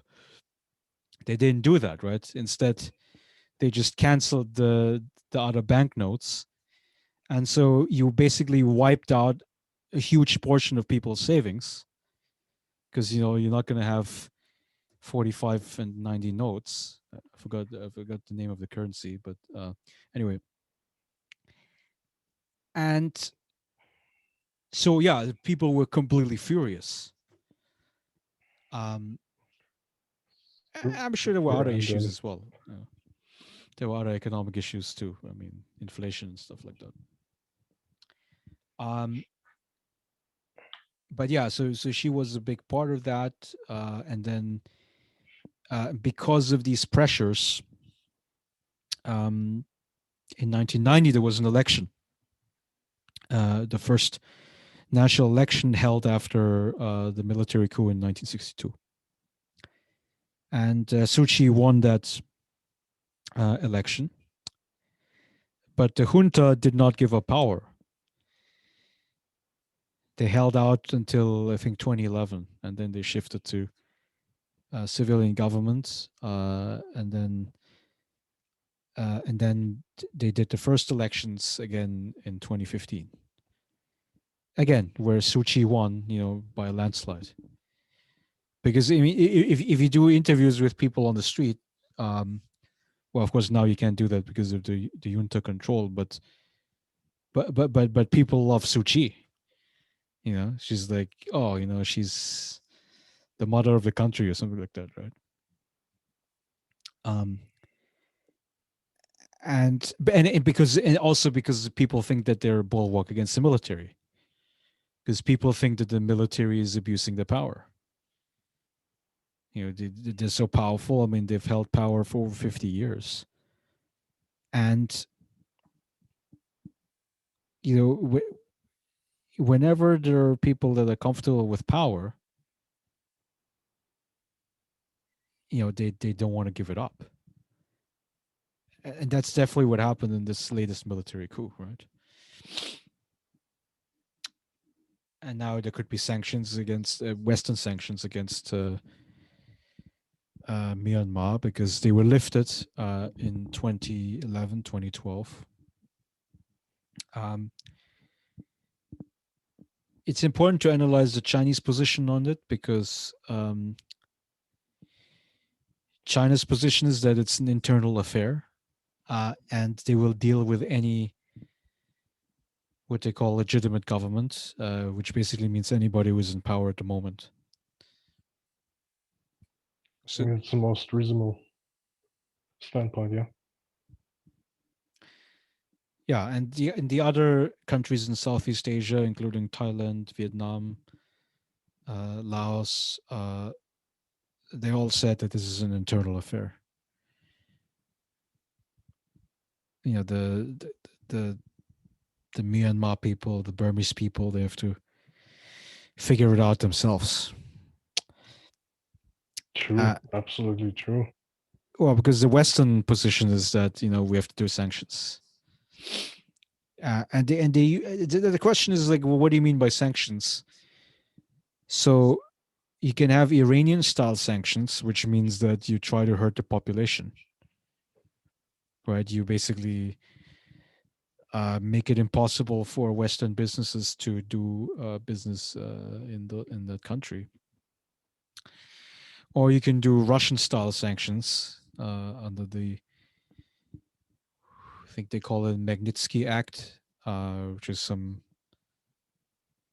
I think, Russian lawyer or so who uncovered corruption in Russia, where you basically target the high officials of the Myanmar government, the people who are presumably responsible for the coup. You basically prohibit them from owning assets in the Western countries, which is no small matter because most dictators usually store the money in the Western country. or they buy properties and stuff like that, right? Like all these Russian oligarchs who like own mansions in London or something like that. Um, yeah, I don't know whether those sanctions are going to make a difference. Ultimately, it's whatever is the sentiment in the country. I think that's really what matters, right? So if the people are fed up with the military regime, then it might be hard for the military to keep the power. Because seizing the power was apparently easy, right? But keeping it is always the big challenge. Hmm. So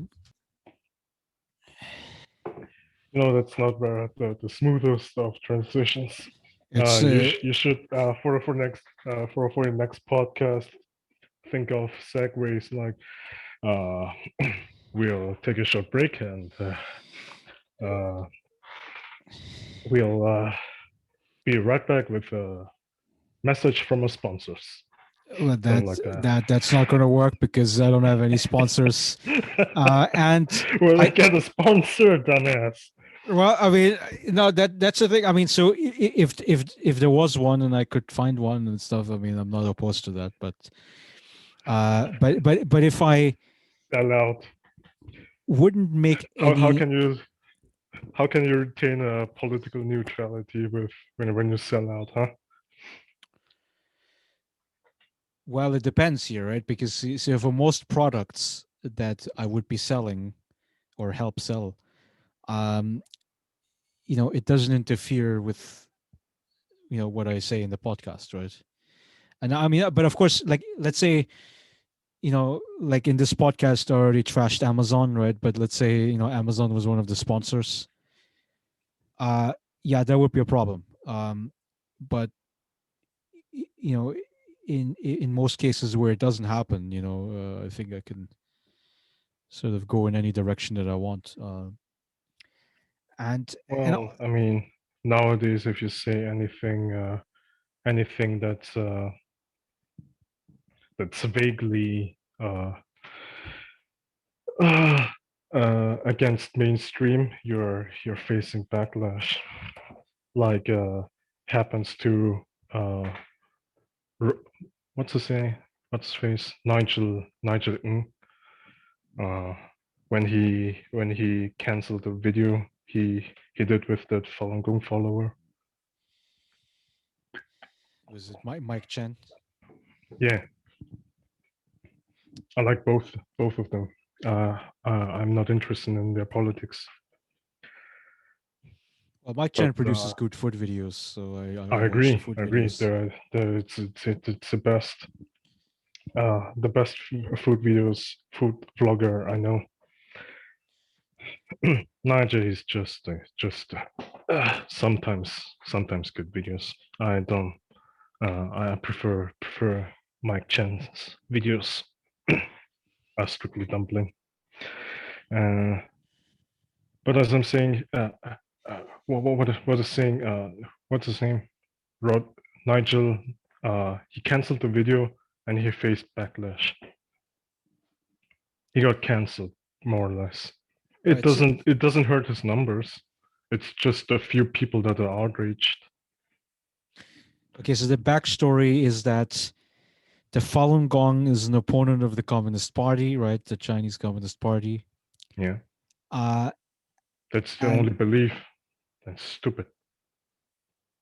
right. So and then the reason why Nigel Eng deleted the video with Mike Chen was because there were pro CCP individuals who tried to give him trouble, who criticized Nigel Eng for producing that video, and so therefore he had to delete that video to retain his reputation and keep the business with the Chinese. I don't know the details. I just saw. and on his comment section, what's all the fuss about? That's how I got uh, that's how I got wind of it. Otherwise, I don't care. I wouldn't care less. Yeah, I haven't. Yeah, I haven't heard about the Nigel Lang story that much. Uh, but there certainly is a logic going on where, well, what was the origin of the rift between Falun Gong and the Communist Party? Um, so initially there I'm so wasn't. sorry. Yeah. Initially, they were actually promoted uh, by the Communist Party. Yeah, because at the beginning it was all about feng shui and whatever body movements, uh, Qigong. qigong. Um, But a- then a- they found out it's actually a sect. right, because the leaders in that group were starting to criticize the Communist Party. Right, they started to become politically active. They wanted to gather for protests in Beijing. Um, and at that point, the Communist Party said, actually, they're a threat Yeah. to stability in the regime. Yeah, I don't mind his political views, but uh, that leader is a nut job. It's a sect. It's like Scientology. They believe in stupid stuff like what was that? Some occult Buddhist occult stuff. Is pretty similar to Scientology when I believe in aliens or something. You know what the central belief of Scientology is? What they're working towards? Well, it's L. Ron Hubbard, right? It's whatever the founder says. The founder is a grand leader, the hero, and whatever all that bullshit. Yeah, he's leading humanity to, I don't know, something with aliens. They're also building a spaceship or something like that. He's building a spaceship in his barn, uh, or something like that. And some people said they saw this spaceship, and it's just a chunk of metal junk, piece of junk. What's very interesting about the Scientologists is that they're very persistent, and you find them anywhere on the street, right? No, Um, that's different. That's the Jehovah's or Witness. the Jehovah's Scientology, Witness. That's yeah, somebody else. that's different. I have nothing against Jehovah's Witness. They are like Christians. They are a little bit extreme with the membership fees, uh, but they are a recognized religious community in Austria. Well, they're also very For messianic, right? The fact that they would go out and would give the flyers to people. you mean missionary? Yeah, missionary. Yeah, Yeah. extremely That's what they aggressive on do. that front. Yeah, but that holds true with regular Christians, American Christians as well, evangelical. Yeah, but Uh, that's only if you move into one of circles.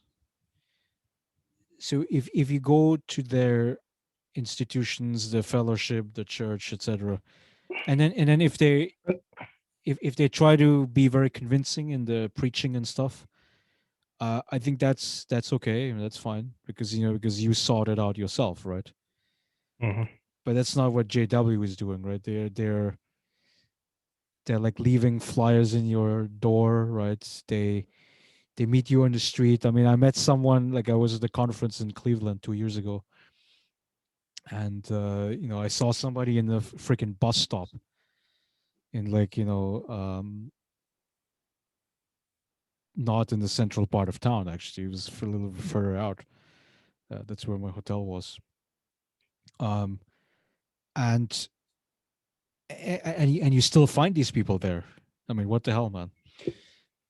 Uh, so Yeah, they also take the Bible too literal. I always like to reserve myself. I'm not a devout Christian, but I I I've, I am still following the Christian belief, Protestantism to be precise. Yeah, well, I mean, I like the concept of cultural Christianity, right?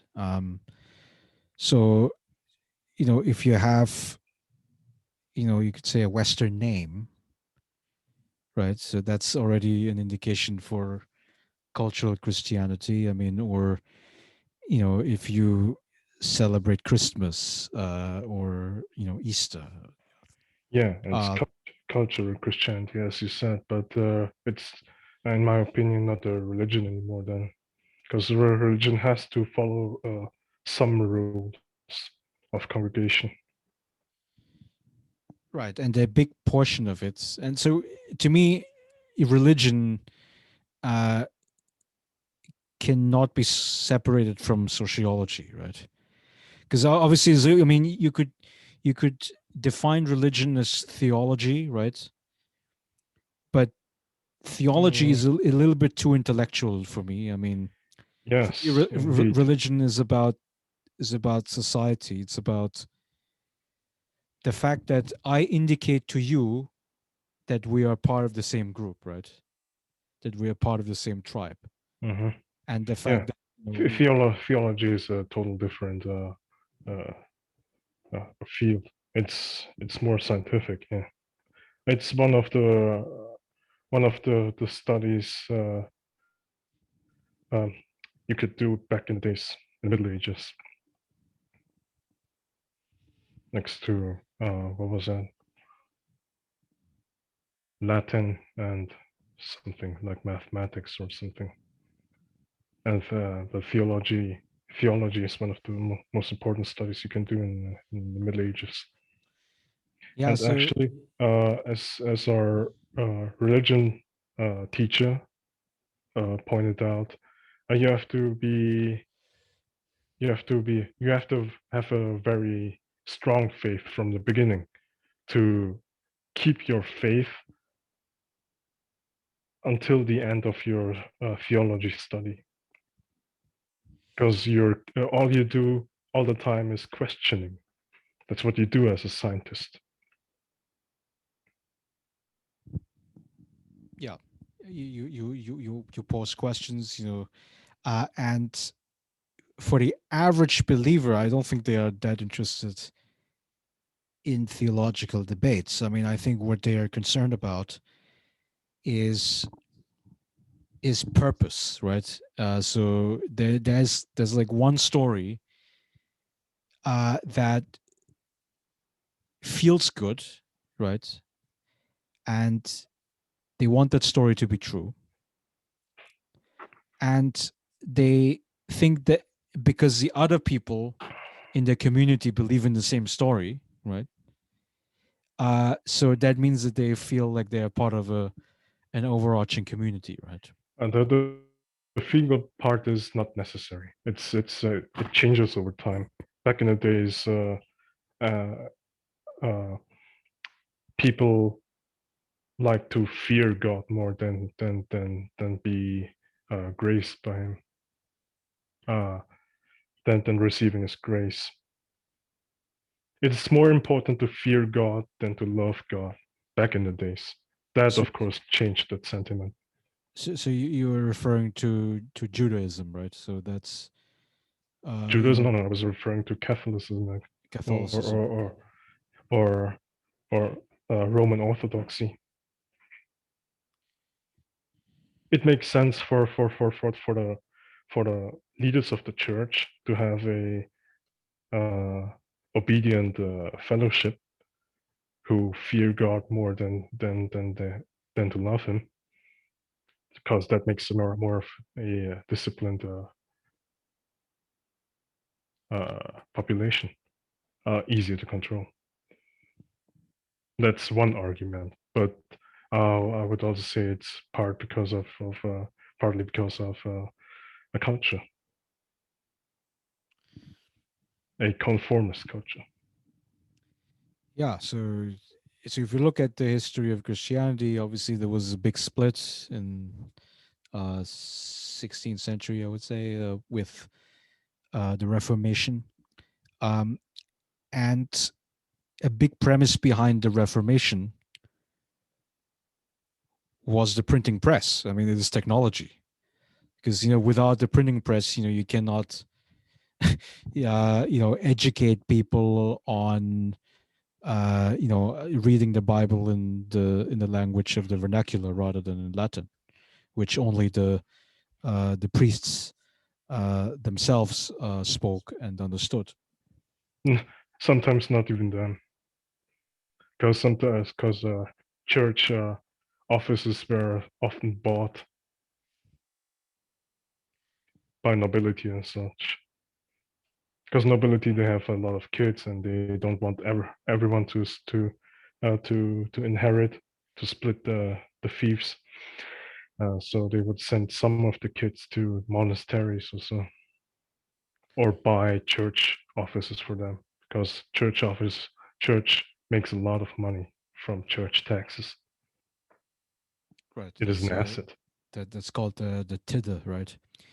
Which is it's a church tax. It was about, so in the Bible it says, I think, a tithe is like a tenth. So it's supposedly a tenth of Yeah, the revenues, yeah. uh, a- and that would support church activities.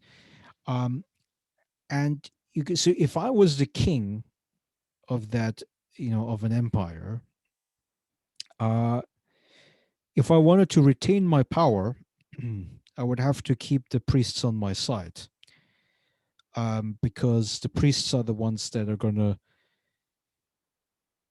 tell the stories that's going to make the population obedient to my own authority. Um, Yeah.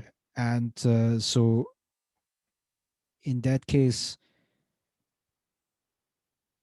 so that's the thing, right? So if I'm a king, I don't want to have too many priests. I don't want to have too many civil servants, too many soldiers, and whatever, because um, relative to the population, because then the tax burden on the peasantry would have to be oppressive. Of course, I don't want to have too few of them, because then I cannot keep the order, whether it's through priests or through soldiers, or tax collectors. Um, but I also don't want to have too many, um, because it could also mean that if you have more priests, what if the priest becomes ambitious? Like tries to push me out as a king or something like that. Uh, so there would have to be some ideal synergy, um, between the king, and the priesthood. I saw this book. I think Stasovich was the guy's name, uh, and he looks at percent of the population that had these very high positions. So the king, the top civil servants, the priests, and there is a variation, you could say, between the big empires. Um, I forgot where it was the highest,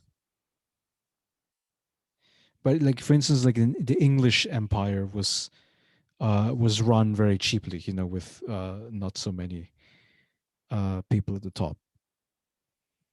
Well, Uh, that probably was some no, yeah, the some aristocracy, the gentry class. some Republican uh,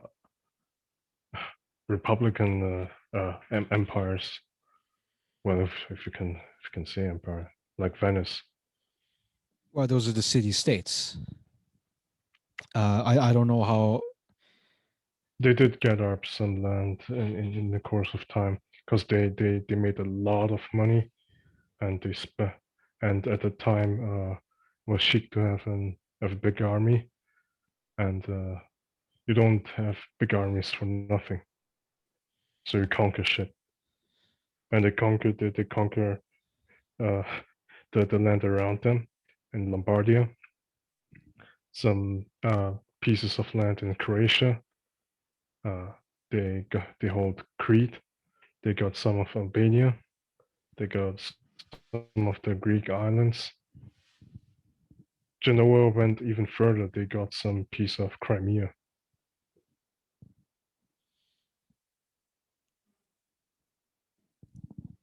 Yeah, I It mean, is an empire. It was an empire, in fact, yeah, from a historical perspective, obviously, until the Turkish. so the big question in history is always, why do, you could say, pre-modern or primitive um, societies die out?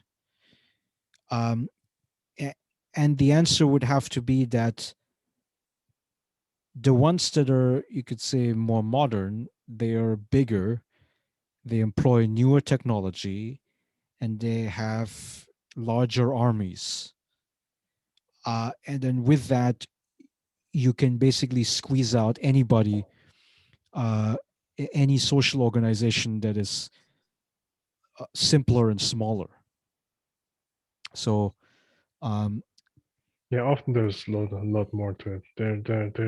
There's a certain cap size for empires. Empires can't grow any further.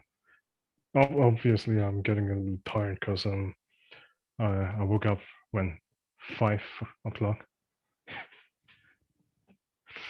a work day and laundry day. uh, some losing my train of thought more easy, more easily. Also, probably because of this joys of the working man. no, it's good to have a, a sense of enjoyment. So we then, we're gonna have a few more thoughts, and then I'll release you to the joys of slumber. Um, I'm actually quite satisfied with work because it gives me a sense of rhythm, and rhythm is life. So, but in extended by that logic, work is life. Work is purpose. That's why even me, as a certified bum, uh, I oppose UBI, and I say man needs a purpose, and the purpose is work, at least for proletarian. yeah, well, so here's the thing. So the challenge for people of my tribe, And I'm saying day job, not doing whatever you like as a job. Like playing video games, to me is not a job, except if you're making money out of that. But it's 1 in 1 million. Not every not everyone was, makes money by playing games. so that is the challenge that I have. I mean, for people in my tribe, which is to convince people that the identity that you should have is the one which is self-determined, and it includes work, right? And actually, I would think that work continues to remain important. Some form of challenge continues to remain important, but it shouldn't be done through an oppressive relationship, right? Because at the moment, we organize uh, work in an oppressive relationship. Now, you could say, well, if you don't like your employer, just switch your employer. But the fact that, if you No, no, don't have a single that's not employer, what I would then say. you're screwed. Uh, No, no, my argument would be uh, human is the human being is a very versatile being. He is very adaptable. That's the word. Um, and also adaptable to uh, to social pressure. And if social pressure is doing slaving off at work,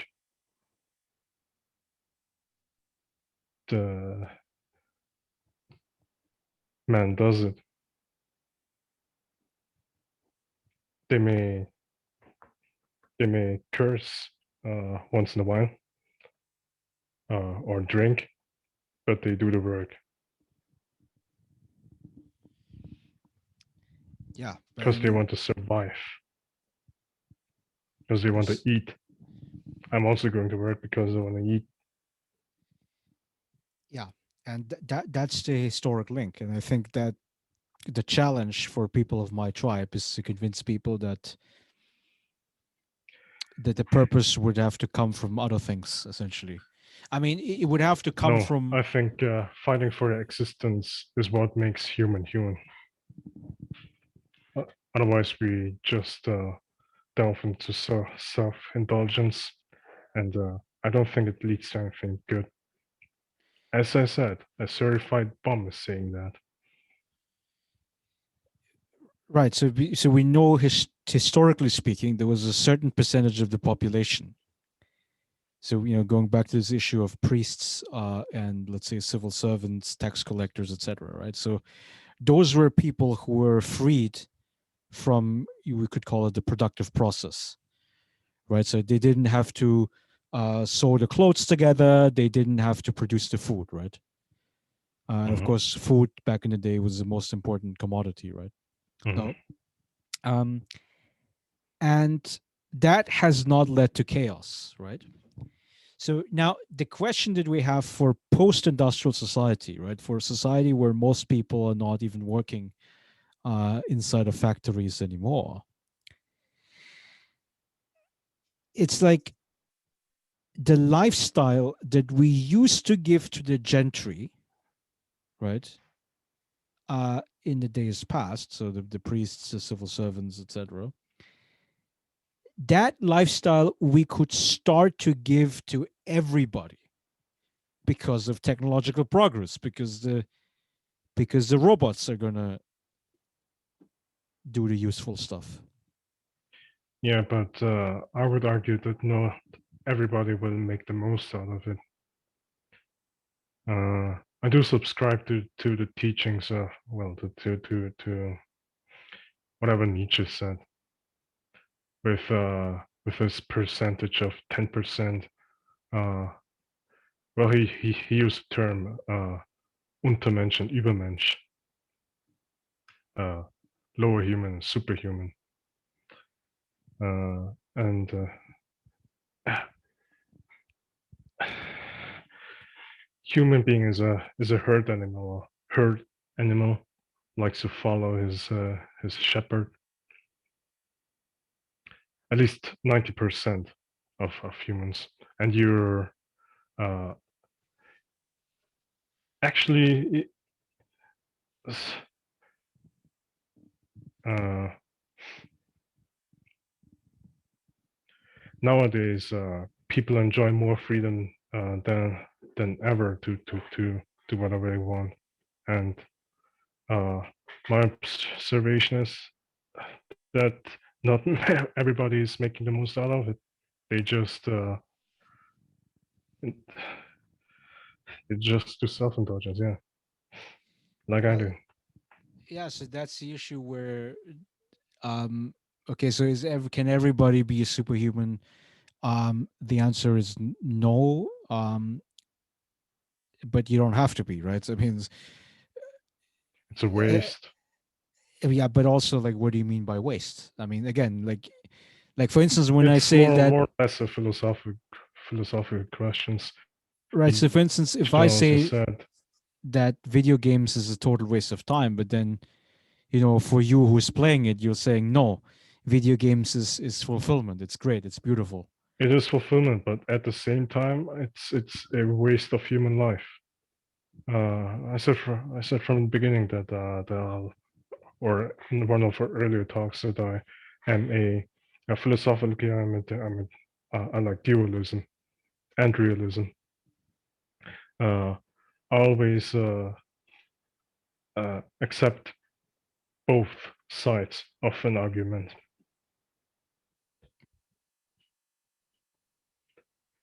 and as I said, even though I'm I'm I'm I'm a low life. I also think you need to have some purpose in life, and the most important purpose for being a human is trying to uh, find sense in your existence, whatever that may be. And the easiest solution is work, day work, labor. Yeah, so if you watch the Lex Friedman podcast, you will know that he asks all of his guests that question at the end, which is what is the meaning of life. Uh, so uh, so I will pose that to you Okay. and elaborate on it. So not just say just go work and and then drink beer in the evening and then repeat the same cycle of work every day. As someone who has dualist thinking, um, everyone has to find purpose for themselves. But the question is specifically towards me.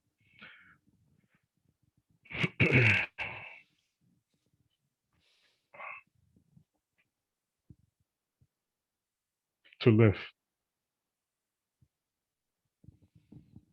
So it's only to live.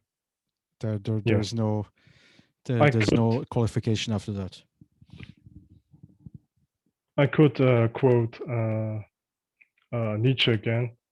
Um, what's this quote in English? To live is to suffer. To survive is to find meaning in suffering. Everyone has to find purpose for themselves. My purpose of living is indulging in in myself. Uh, I'm very interested in looking how the future of humanity looks like. I want to see it for myself, like like the visions in Star Trek and stuff. Therefore, I like to live long.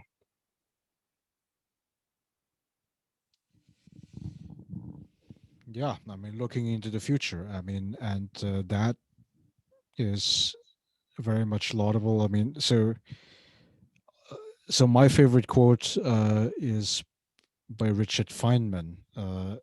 He's a I think, physicist. I guess died quite a while ago, but he uh, said something like, we will never figure out the meaning of life, um, and it doesn't really matter because the only thing that matters to him, and I agree with that completely, is that you find something that's fun. I guess you called it indulgence, um, and yeah, I would call it fun, entertainment, excitement, engagement. Anything that will, I don't know, increase your engagement, whether it's in a physical or in a mental sense. Uh, and then you were able to pursue that passion, and you have to try to keep societal obligations to a minimum,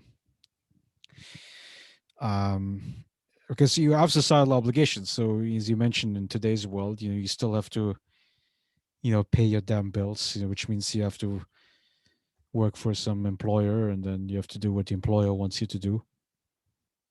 Or if you start a family, right, you have an obligation that your children have food.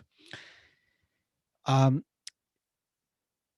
and so obviously you have these obligations, but they they don't diminish your own passions. um, and it's a beautiful quote in my view, because it's because it's very friendly to a UBI world. So I I'm very favorable to that perspective. Um, but yeah, seeing the future certainly is can also be a very positive thing. Uh, Okay, let me ask you another question. A similar philosophical one. What do you believe in? Belief, as in religion. You may interpret this question whatever you, however you like. Well, so there's I would say that the term that I would be most friendly to, it's called humanism, right? So it's um, because so when I started off at college, so that was after I finished my military service in Austria. I took the honors curriculum and the liberal arts program, um, and so I would say that I am a liberal artist and I'm a humanist, and by training, and that sort of became a major identity of mine. Uh, and what is the core tenet of humanism? Well, I would say it's intellectuality. I mean, for me personally, right, it's this, enjoying learning, enjoying knowledge, enjoying enrichment of the mind. Um, and and then the secondary purpose, I would say, is about trying to use knowledge that you acquired in order to make a positive difference in broader society. And so I think UBI activism is a big portion of that. Writing blogs and the podcasts, writing academic articles, having conversations with people. Regardless of the smallness of the things that I do, I think you know if there is some positive difference that can be made, which I know it's very utilitarian in framing here, where you add utils to other people and you try to reduce this utility on their end. Um, and yeah, so that would be uh, that would be humanism essentially, um, increasing flourishing, and of course of oneself, and hopefully of the other people as well.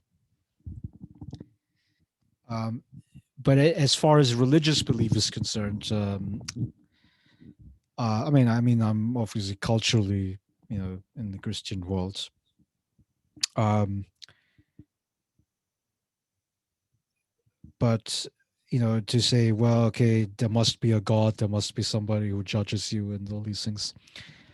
Uh, I don't think that this can be true. I mean, it's also the issue of like, well, if there, is there such a thing as an afterlife? Like if your lights are blown off, and you breathe your last breath. I mean, is there something that comes at the end of it? Um, I would say no, nothing comes after that. I mean, it's so you're just you know um, in the Bible, I think it says you came from the dust and then you go back there after you pass. Well, Um, about the afterlife stuff, some people would argue that leaving a trace in the human memory, collective memory, would suffice as a afterlife. Like Jesus Christ, a man who lived 2,000 years ago, still remembered to this day.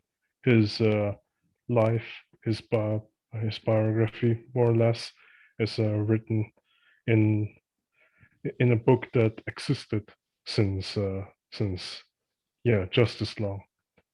little less. I think 200 years after his death. I think was the first version of the Bible, official version, something like that.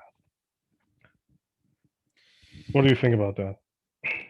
Well, I was watching a podcast by Avi Loeb. He's a professor at Harvard, I think in astrophysics or something. But he was asked about meaning of life, and then he says, again, like it doesn't really matter because if it is the case that in billions of years that the sun supernova or something like that, where um it ceases to exist or to send radiation, and basically life on the planet will at the latest at that point be wiped out. uh Now, and I know that this is billions of years away, and I think I think our species could be going extinct long before that. But even if we get to that stage, I would think that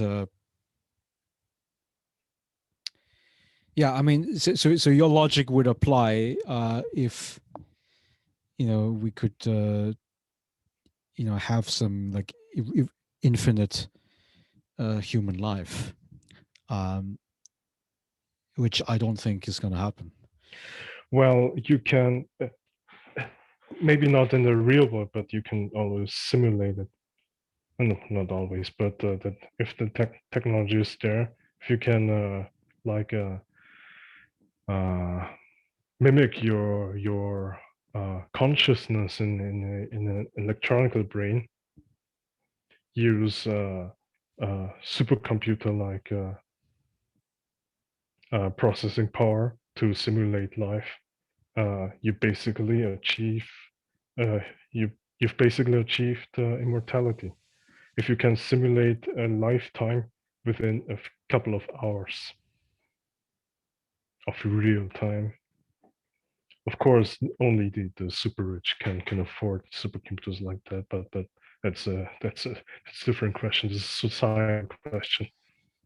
Well, I mean, it's that's the thing. I mean, even if you could uh, become permanent through the supercomputers, um, it would have to be appreciated by a normal human, essentially. I mean, by somebody who has some kind of will. Because if you say, well, okay, how do you define a human being? I would say that will and consciousness is is the minimum threshold to surpass. And the most intelligent AI device, or GAI, or general artificial intelligence, uh, I I think does not cross the threshold. We I we we are talking about a future where UBI exists and where machines exist that can simulate the whole capacity of your brain. If if your brain is somehow ended up on a machine, the machine already mapped the human brain and thus can mimic human behavior.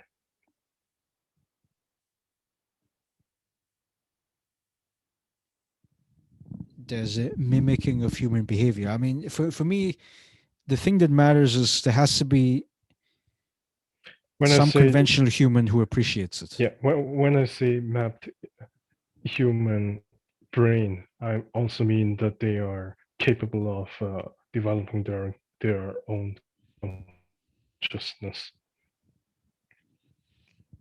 And if a an AI brain got conscious, does it exist as a as an entity, as a subject rather than an object? Well, so this is a basic question of metaphysics, right? And I would say yes. So if you, because this is the way how I So stipulate it. can you seek your validation through the machine, bypassing any human interaction?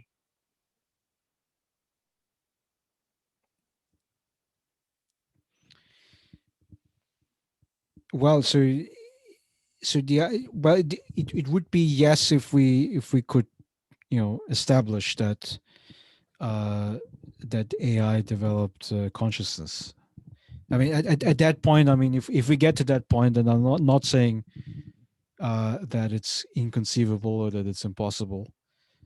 Um, then yeah, then I think we're done. I mean, at that point, like there's this Google engineer. His name is Ray Kurzweil, and he's sort of one of the most radical trans humanists out there. He came up with this concept singularity, right, which is the idea that humans and AI merges into an entity, into a new entity. Um, if Kurzweil is correct in his prediction, then yeah, then by definition, I think then we don't need pure humans, like humans without AI, um, identity in them. But I think so. So my perspective on it is at the moment not possible, not feasible, and therefore it's you could say science fiction, right? So anything that's not reality is still in the world of science fiction. Um, but Wait, it's certainly by not conceivable. possible, what do you mean not possible? It's not possible to map the brain on a computer, or it's Well, not with the possible to transfer consciousness into a machine.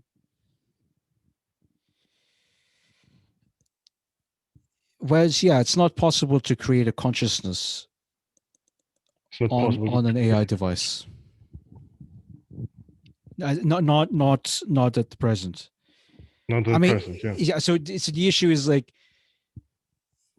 could I conceive of AI as being autonomous, having a consciousness at some indeterminate point in the future? You know, where there's going to be the singularity, and that would be Hmm. huge because I mean that in that case, um, the biological limits that we currently have, right, which is that because as we age, the telomeres get shorter and shorter, and also the cells become more susceptible to you could say fail programs, which means cancer usually. Um, so we could basically overcome the biological limitations that we have at the moment, which at the moment leads us to death. Um, yeah, that would be a huge jump. I think it is conceivable, uh, but not probable at this point. There's something funny I've just observed when we're talking about the future. Earlier in this podcast, you were talking about UBI, and I said I'm always wary about talking about the future because it's uncertain. I'd rather stick with our what we can do from now and within our lifetime. Now I'm posing a question about the far future, and you say uh, it's probably conceivable, but you you're wary to give a solid answer. Well, no, I mean I have like a standpoint. I think that's it's Hmm. well thought out. I think where it is possible to have singularity, um, but not probable. Now, then the question about ethics, is it desirable, right? That is a much harder question, I would say. Um, Are you thinking about a an AI that can mimic the human behavior would also maybe probably very likely surpass humans? What's the point of humanity? Is that the question? well, that would be a question that could be asked. Yeah, I mean, so because if the singularity gets realized, meaning humans merge with the machine, uh, then then the issue is going to be the people who remain full humans, right? They feel inferior, right? Of course, They feel in a big state that, time. like, They also die earlier. exactly, and so at They're that weaker and they're dumber. right, and so at that point, um, the you could say the AI humans, if we want to call them that, they Cyborg. yeah the Predator. cyborgs, they might be intent on maybe eradicating the humans. Um, Why? They are still human. In my opinion, that's such a typical science fiction trope. The robots versus human stuff, or the cyborgs versus human stuff. I think uh, the transition will be much more smoother than that. There are already people with um, uh, enhanced body parts, or actually more like prosthetics and replacing missing body parts. well, because the initial assumption was consciousness, right? So that was the thing that we wanted to cross, the threshold to cross. Yeah. Because Okay. because so because if we impose consciousness with the cyborg, then it is conceivable to have a genocide on the remaining humans. Because No, I mean, no. I mean, humans already extend their humanity onto beings that have not the same cognition level or consciousness level as their fellow human beings. I'm talking about the Greenpeace and stupid hats. yeah, I mean, on the I'm actually donating every month. on the vegan perspective, I mean, I think it would be very hard to convince me to become a vegan, because I think I mean, To me, so it's not just very hard; it's not possible. I'm just enjoying meat as a cultural experience. Nobody as a can take that cultural from me. experience, but also historically speaking, I mean, you know, so Well, if we that descend from hunters, and the hunters are hunting wild game. you know what? I have to revoke that. I have to rephrase that. If they can come up with meat that is actually tastes exactly like real meat and costs less than real meat, I eat it. Yeah. So far, I Although don't. I would still want to hunt at some point in my life. I kill an animal and fillet it and cook it by myself. Just like Joe Rogan. I well, so far the lab meat, you could say the meat imitation products. The animal less burgers, patties. I don't think that they taste the same No, no, as far meat, from it, far from it. and also they don't contain all of the nutrients. Because one thing I find very interesting is that the vegetarians, um, they, especially vegans, I mean, they're always concerned about certain micronutrients, which exist in large quantities in meat or in sufficient quantities. Like I think vitamin B12 was an example. Um, and so that gives me an indication that animal meat gives people the right nutrition. Now, I mean, the counter argument I think conceivably is that there's a difference between wild game, right? So the stuff that you hunt on your own versus the factory farming meat, which is what most of us are eating, right? Yeah, Uh, I mean that's you can also say there is a difference between proteins from fish and proteins from insects. and the suggestion is that one is better than the other. No, no suggestions. There's just difference. We humans are omnivores. We eat everything.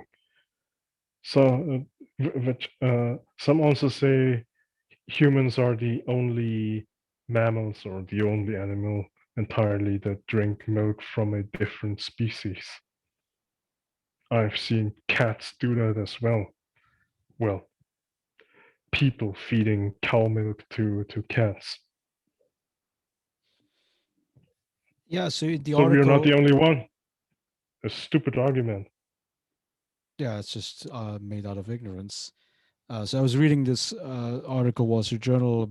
I referred to it earlier about agriculture, and so one of the concerns that you could say, anti-GMO activists have is that too much GMO is being used in agriculture. Too much pesticides are used, and the article about modern agriculture suggested is that yes, they're still using those things, GMO and pesticides, but at a lower rate per hectare, or you could say per output unit of output, like I don't know, tons of wheat or something, than in the past.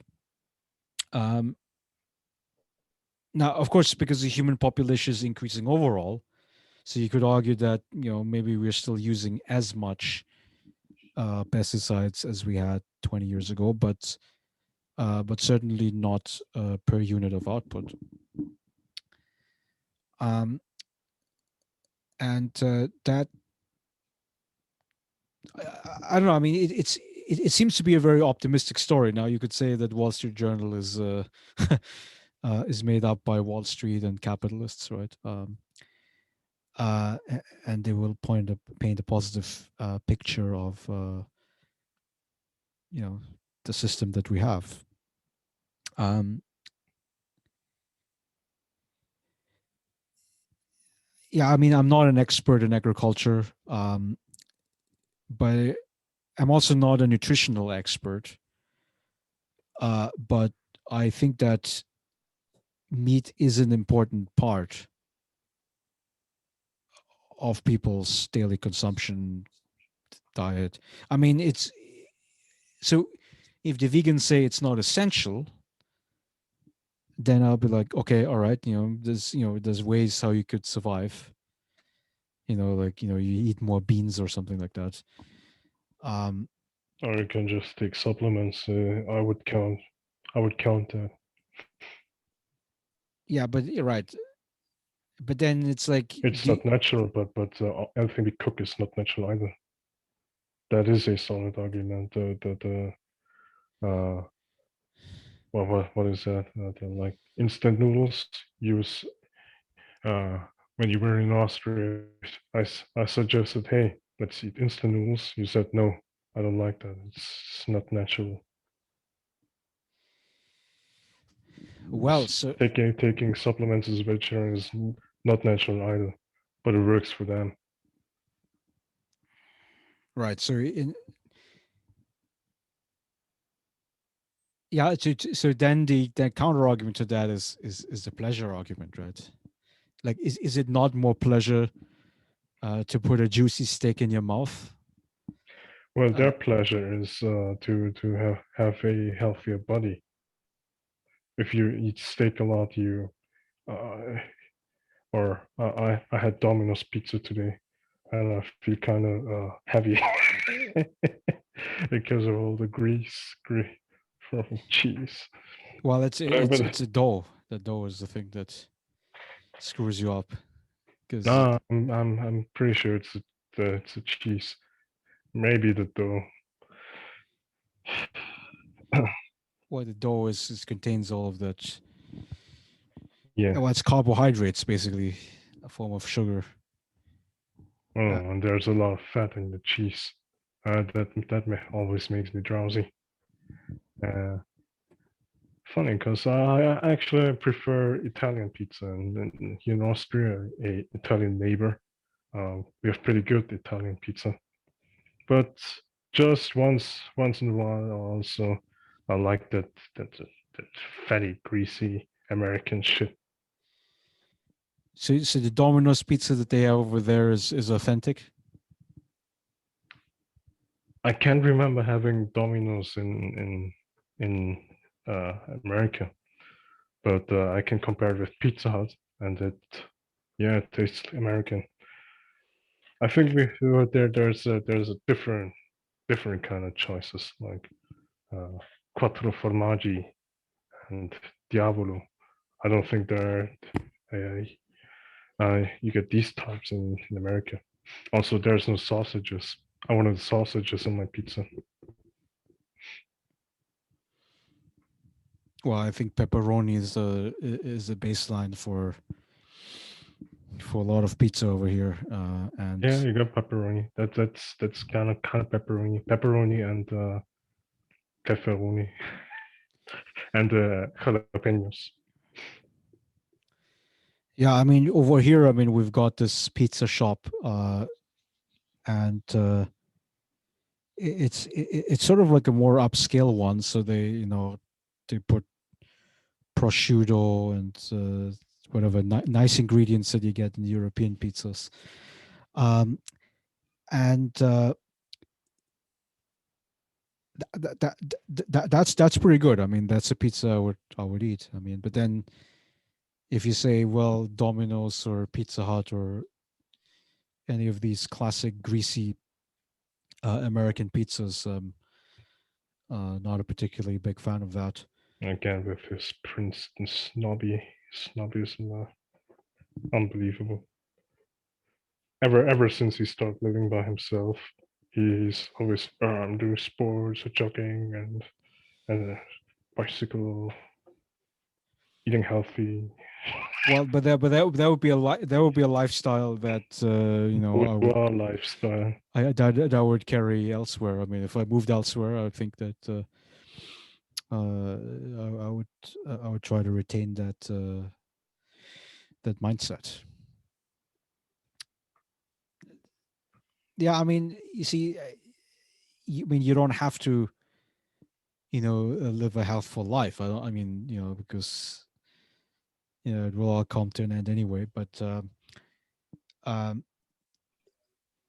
but I think there's an intrinsic value to, uh, extend the healthy years, um, Mhm. and to sort of let yourself be dragged down by bad choices from early age. I think uh, it's not very positive. Now, I mean, if people say, I like doing it. I mean, I've got you know a neighbor who lives right next to me here in this room, and he's a smoker, and uh, and you would always know that he's smoking because he coughs. I would say maybe a dozen times a day, and that's like a very intense one. Um, and I would think that if I was coughing all the time, I would think that this would be such an impairment to to my lifestyle that I would be desperate of getting rid of it. But maybe if you're a smoker yourself, then you're like, well, you Yeah, know, I accept the cost basically. maybe you start a Corona party.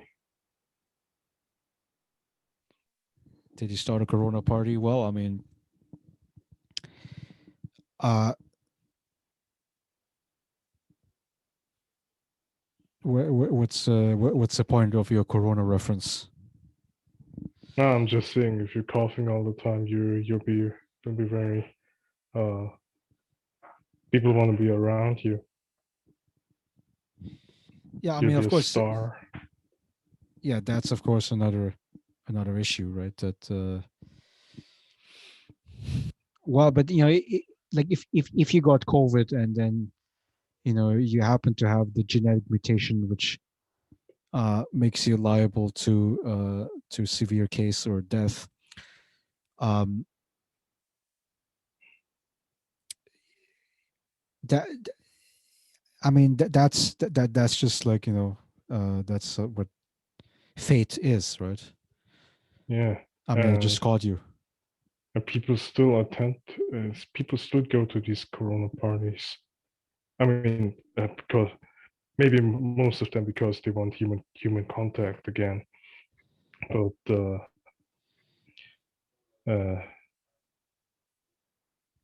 And the point of it's these just as stupid as smoking. and the point of these Corona parties is that they're not wearing masks. I must assume. Yep, they're not wearing masks. None of these stupid regulations. Yeah, I mean that's of course an issue. I mean, it's certainly the case that like the society is gonna reach herd immunity much sooner if there's no restrictions. But the death rate is also going to increase because They don't care. They think about themselves. yeah. So Maybe they here's think I don't have any relatives here that I can contact that I can have contact with. So might as well get Corona and get it over with. I don't know what these people are thinking. Oh, stupid. yeah. It's that's the thing about how complicated the virus is, and of course, I mean, I'm not a public health expert, but I know just enough to say that these people are quite stupid because there's externalities, right? There's also been this debate about could you only lock down the most vulnerable people, people who have obesity, people who are old, um, and the answer is you can't really do that because first of all there's too many people. I would say at least half the population that has at least one comorbidity factor, whether it's high blood pressure or age or whatever. um, and the other thing is that there's also an assumption that you can hermetically separate the lockdown individuals from the rest of society. And of course then we have Thanksgiving, then we have Christmas, we're gonna have Easter coming up, and then you have this big family meeting, and then um, right, so and then you're gonna have the spread. uh, so it's like yeah, if you don't think in terms of externalities, then of course you can say a Corona party is amazing. Um, and well, I mean, ultimately, I mean, what all of this fiasco with the Corona party or Corona demonstration shows is that the pandemic has to be brought to an end, and hopefully the vaccination campaign is gonna work out because that's the only way out. And I saw a map recently about COVID vaccine coverage. By uh, time scale, and I so it's heard not. the country that's most diligent in vaccinating their population is Israel right now. Yeah, the Israelis are doing well. I mean, they have 8 million population, uh, and so if Just as Austria. so if the country puts out an order, and of course the Austrian government didn't do that, but because I assume that they worked with the European Union or something like that, but Israel I don't know how Austria works. Israel put out these Slap. orders with Pfizer, I think, and then they got a lot of vaccine. Um, but anyway, so it's the rich countries that will get it done first, right? And then Africa it will be last. And is that a problem? Well, I mean, we saw the problem in South Africa. I mean, uh, as far as I understand, the strain that they had over there is much more severe than even the British case, the British strain. So it's severe and more contagious. Yeah, I think that was the argument with the South African strain. Uh, Um, because there's already this that strain is already present in Austria, in Tyrol, surprisingly. and also interestingly, the ski resorts have been opened up, right? So Yep, recently, yep. Open for business. and the Germans are very critical of that Mm. because the Germans said you're going to shut down everything, but then the Austrian government must have said, the tourism is the lifeblood, and Mm. Learned nothing. Learned zero from last year's experience. Nothing. And again, they're putting themselves in the forefront of distributing the new strain from South Africa to Europe. There are there are a lot of like was in newspapers. I think English tourists who say they're going to there to uh uh for a skiing course to be to for training to become a ski teacher. That's their excuse. They're actually tourists like everyone else. right. So the assumption is that if you're a ski instructor training, then that's job related, and then that's okay. Then that's okay, yeah. And they have hundreds of ski instructors. On paper. Yep, that's how it works apparently. Yeah. Uh, I, I mean that's the nature of the game. And I mean, ultimately, I mean, a country like Austria, I think, will do very well getting out of this pandemic because you have 9 million people, and then I think we have worse case numbers than America. But again, I don't know per uh, capita. yeah, per capita. But I don't know how good the testing is in America. Right. I mean, so we How have had thorough. issues with testing, um, and that so in some institutes, like I mean, for instance, in our university, we have a rigorous testing program for anybody who lives on the university premise, which I don't, which means that I don't get tested. Um, but with those who live on the campus, there is a testing regime, and I think they say twice a week You'd have to get tested. Is it mandatory or is it uh, Well, it's at your? mandatory if Oh, you live on the university premise. uh-huh. So I don't live on the university premise. I live just outside of it. So which means I don't have to do that. The mandatory part is the key to success, in my opinion. Always, because yeah, uh, in the beginning they always say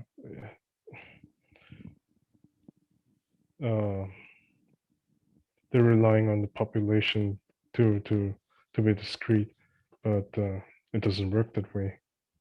People don't think that way anymore. They think of themselves. They want to have fun. They want to go ski, and that's what they do. Even if you go into Tyrol and interview some of the ski tourists from within Austria, because Austrians are allowed to go skiing. Uh, just foreigners aren't supposed to come to Austria. They say uh, it's bad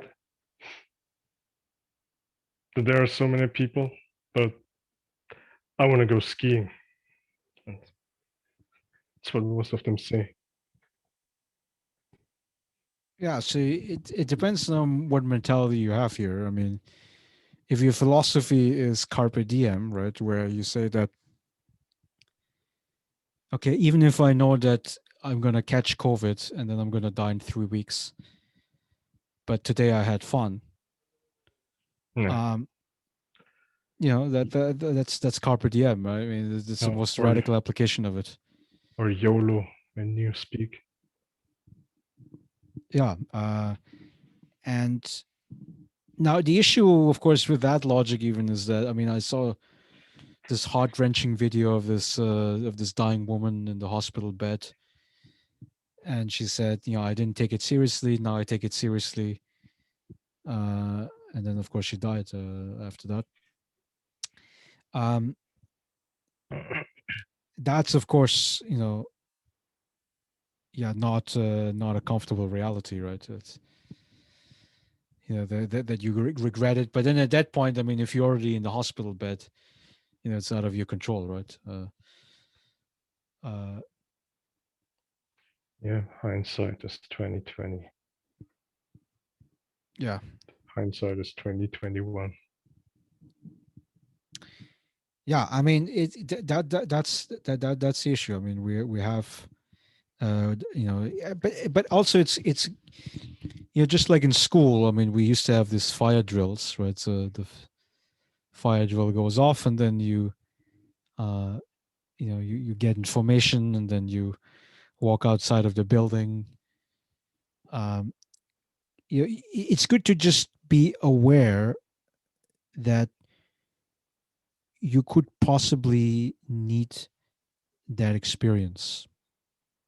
Um, because if we have the next pandemic within, let's say, the next 25 to 30 years, which means that most of the people who went through today's pandemic still have a memory of it. I think that the society is going to have much better preparation.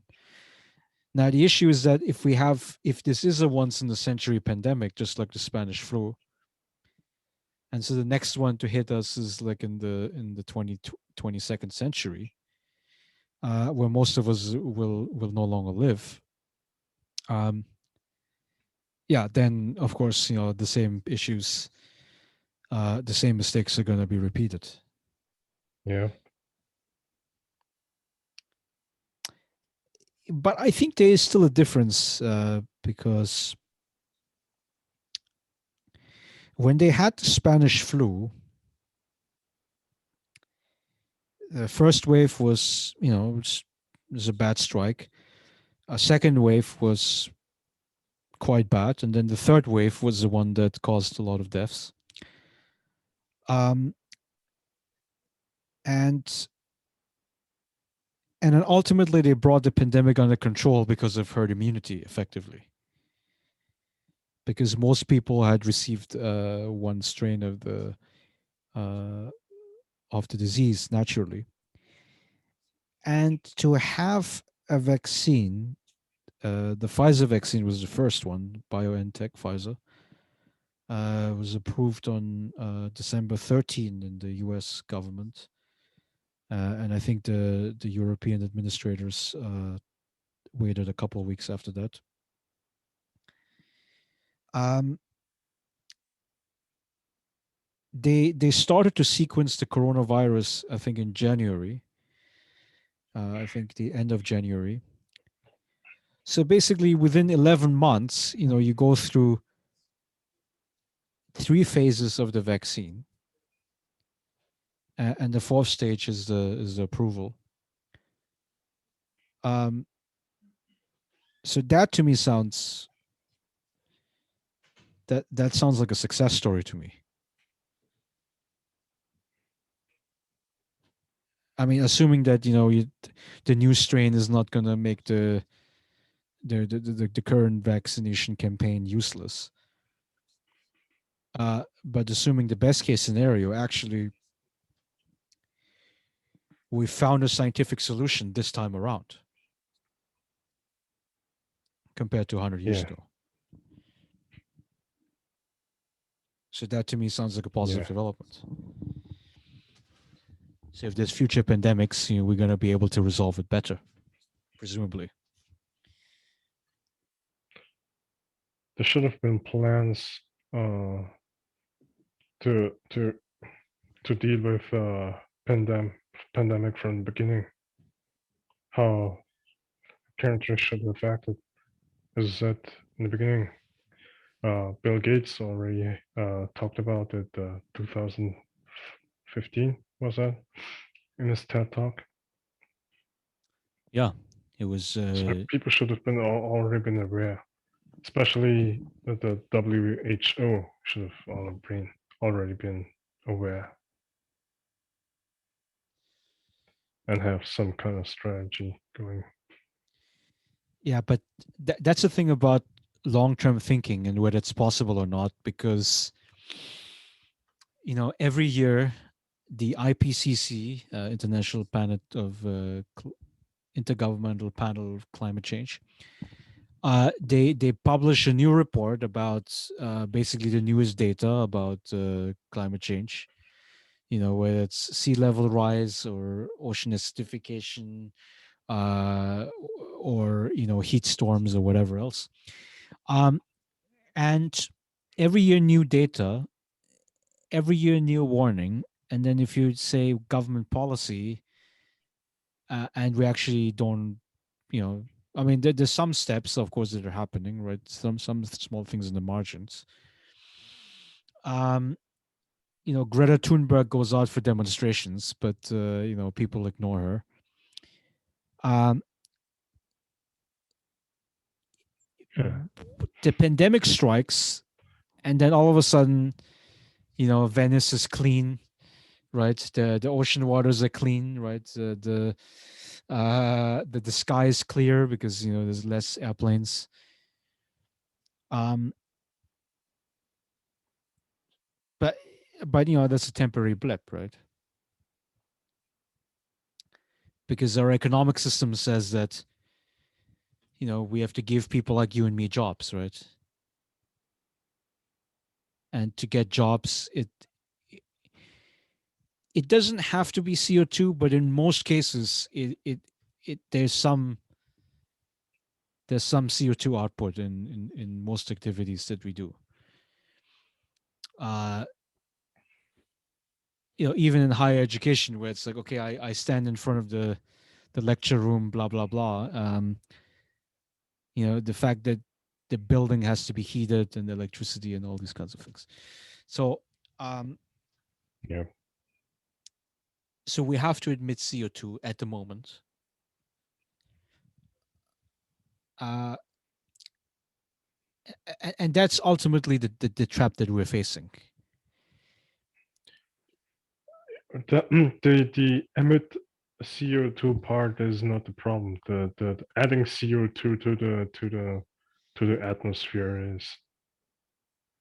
Because what's happening is you're pumping out carbon from beneath the earth from an era long past, uh,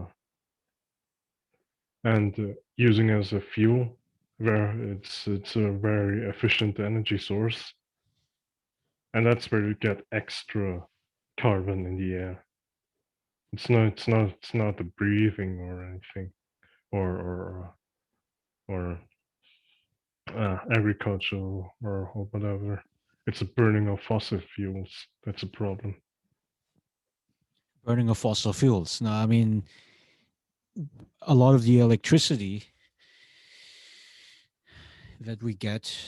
I mean, so there was this documentary by Michael Moore. It's called Planet of the Humans, and he interviewed Chevrolet officials when they were releasing the Chevy Volt, which is an electric car, and the company reps were very proud of selling the electric cars, and then the documentarian was basically asking,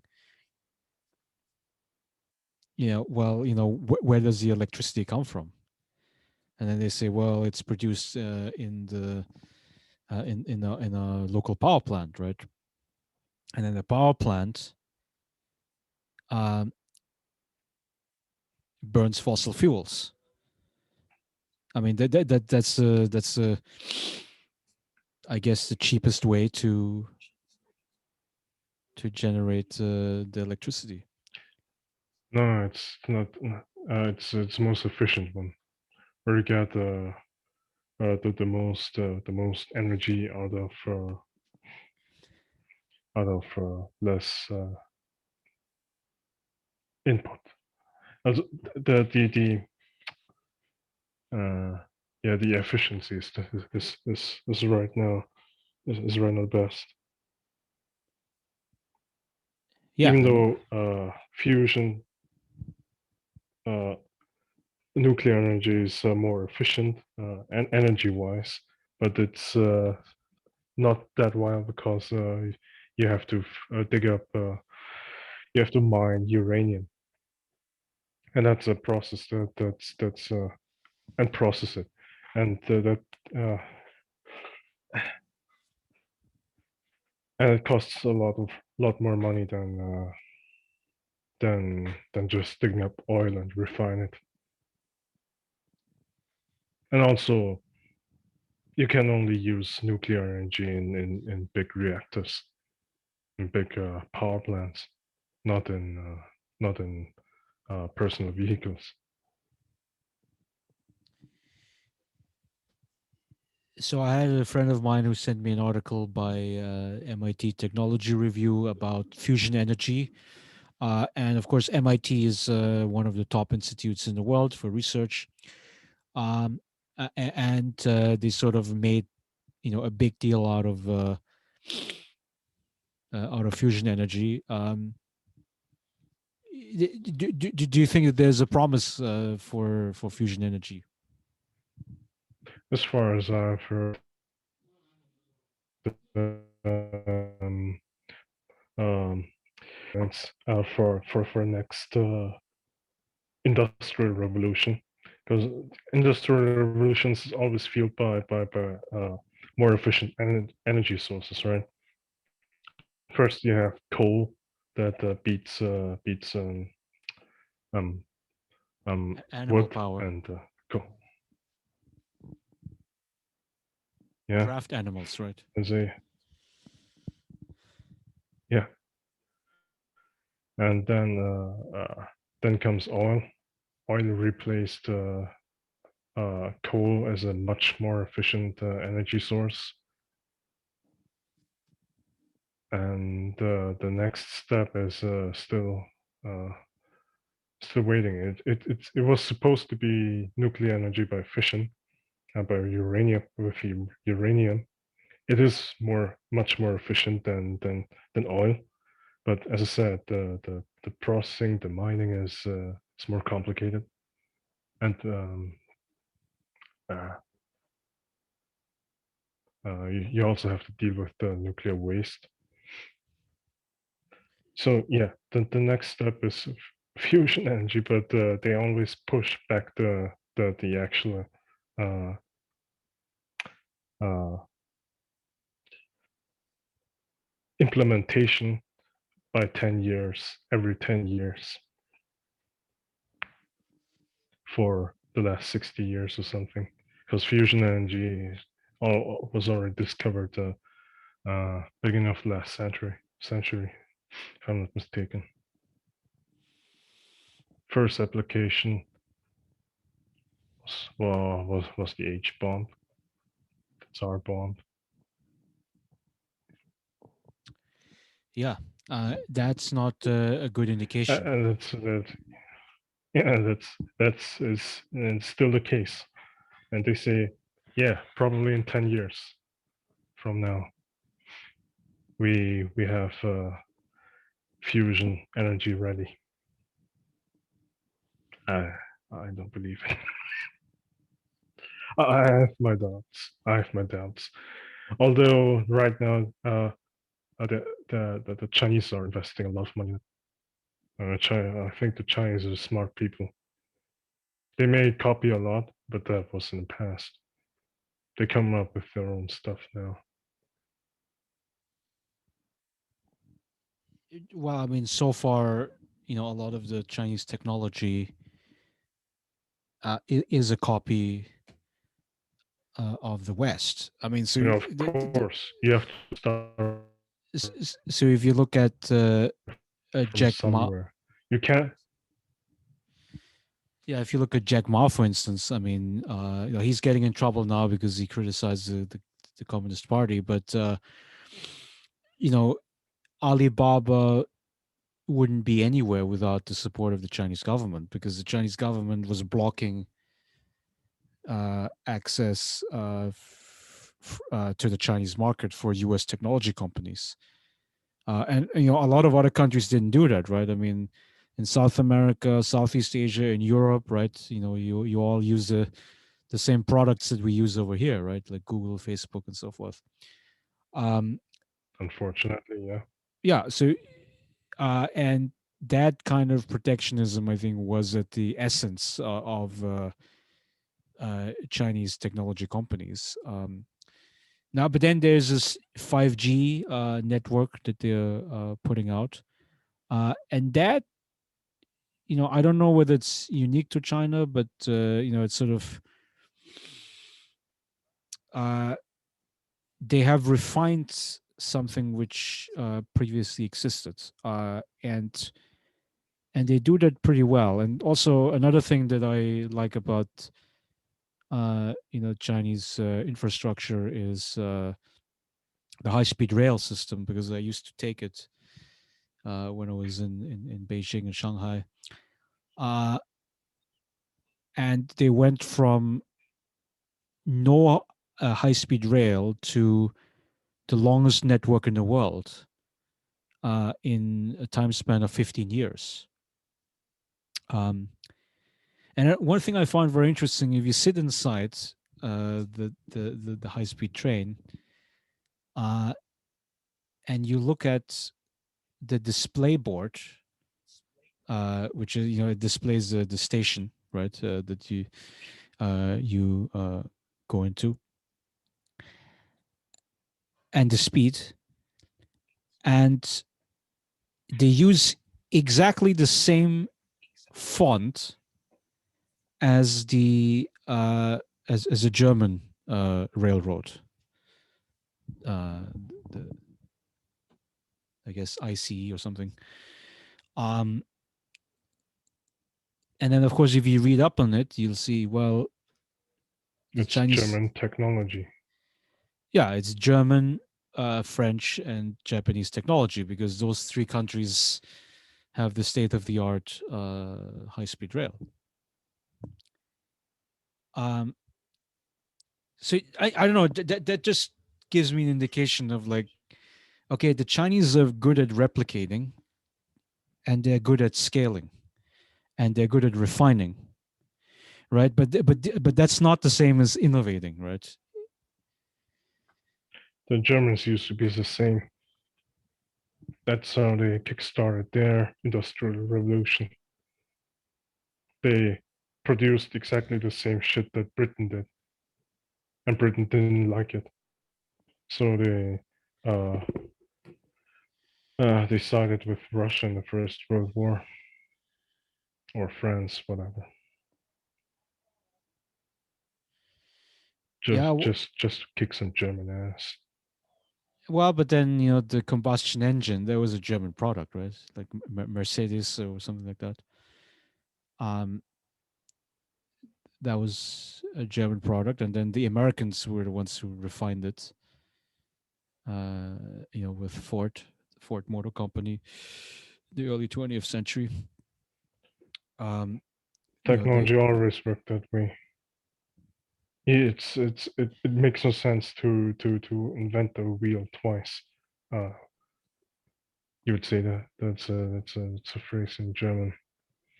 Uh, if you see someone has already a wheel, you don't go back to the drawing board and come up with your own ideas for a wheel.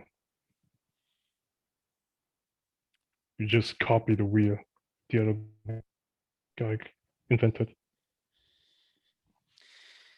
Yeah, well, so this is an important discussion. and then see where we go going from there. Yeah, but okay, so there's a link, however, I would say, between social organization, right, which means the structure of the political economy, the legal system, normative expectations in society, et cetera, education system, on the one hand, and then the output, which in this case technology, right? There's some link that exists there, right? Um, and so there I was this. mean, as a Chinese, I have to say the Chinese have always been a quite a smart people. Back in the days, they invented a lot of shit. Back in the days, they invented like paper. They invented their own script. Invented uh, black powder, not black powder, but It was like some canon, I think canon technology, military they used it military for conquest. fireworks or something.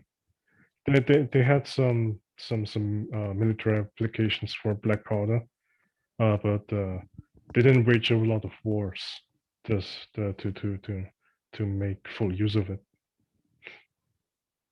The Chinese did go to war, but not as frequently as the Europeans.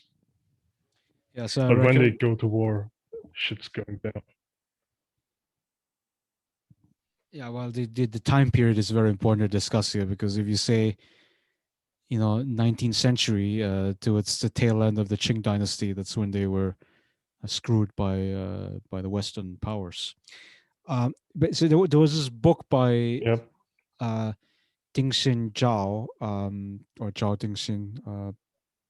He's based in Chicago, and the book is titled "Confucian Legalist State." It's a superb study, because he basically tried to describe the institutional structure of the Chinese dynastic system, um, and they they had basically a stable feudalist regime, right? And by feudalist, it's of course it's not strictly in the Western sense. It's like you have the guy at the top, right, which is the monarch, his civil service staff, which is very small actually. Um, and then you had whatever the local officials, the local administrators, um, and then at the bottom of the society you had the peasants who produced the wealth. What's very important in that organization is that it's very conservative. Because if I'm the king, the only thing that I care about is enough tax revenue for funding my palace, My lavish lifestyle. yeah, my lavish lifestyle, and then the soldiers to defend on the borders, right?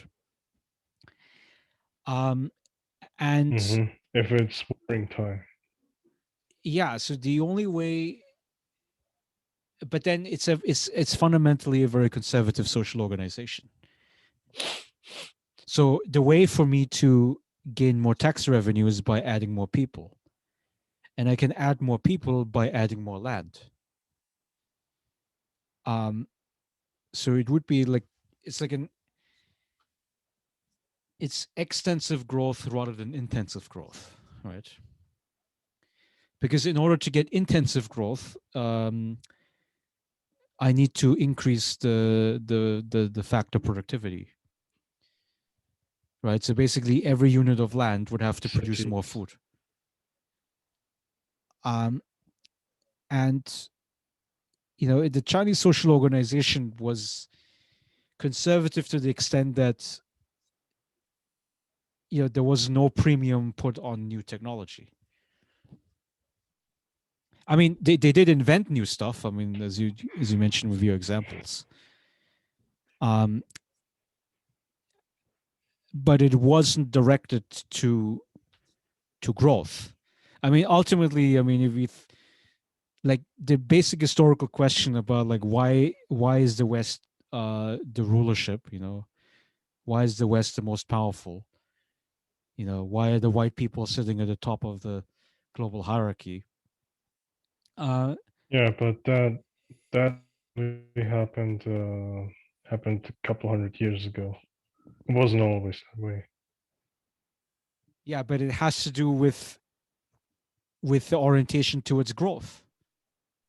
It's like, I mean, if your social organization, your social economy is set up that it prioritizes growth above everything else, then you are going to swallow the whole world sooner or later, right? I mean, at the beginning in 1800, maybe it wasn't so much, and then of course by the end of the 19th century, they had the colonies all over the world, uh, and then of course since the mid 20th century, it's been in decline. But they started it, and they're still at the top. Now, what the Chinese government knows is that they cannot they cannot wish it away, right? Like they cannot go back to the sort of simple dynastic days of the rulers drawing taxes from the peasants and funding his lifestyle with it. He has to worry about delivering economic growth. It's like that's why it's like who wants to be a politician, right? Because if you're a politician, then you walk into the office, and then the first thing that the people will ask you, where's the jobs and where's the growth? I mean, is that part of what I want to do? I mean, I don't know, man. I think the goal must be something like enjoyment. It must be smelling the flowers. It must be appreciating artwork. Yeah. Well, nobles, Chinese nobles back in the day, they enjoy the arts, music or poetry. A lot of noble poets. And if they don't write poems themselves, they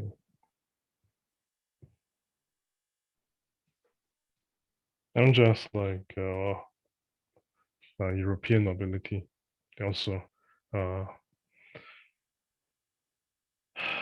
uh,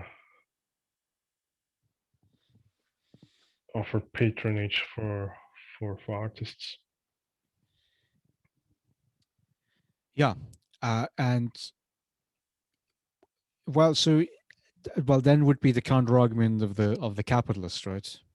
Because they would say, it's only under capitalism that we can fund more artwork, because in the capitalist system there's more surplus to distribute. So, for instance, even the shit that I'm doing, right, which we call this academic research, which is basically writing papers that maybe five people will read, right? Two of them are the editors, and then the and then two are reviewers, right? And then maybe you see random people who might read your article and cite it. Um, so from an economic perspective, from an economic productivity perspective, I would say that academic researchers are artists. We are we are everything that we do is funded out of the surplus of the society, right? But we are not producing the surplus. We are receiving it, from basically other sectors of the economy, right? The other sectors of the economy are Like de facto taxed. parasites. Yeah, I mean, so in that case, I mean, is a warehouse worker a productive worker? Well, again, it's back to our earlier discussion. Of Circulation. course, it's basically factory floor. Yeah, I mean, it's required nowadays because of the decline of normal retail. So people don't go to shops anymore; they just buy shit online. Um,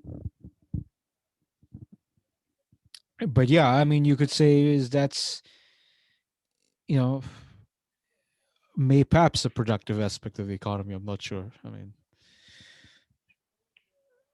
that's always a difficult What do line you to mean draw. not sure? I thought I thought you conducted a study on Amazon, so you should be the expert on it. And you No, say but you no, don't no, know. no, but this is like empirical data will not give you the answer. I mean, this is you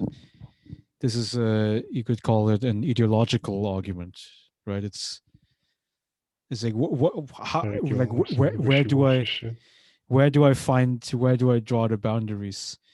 Um, and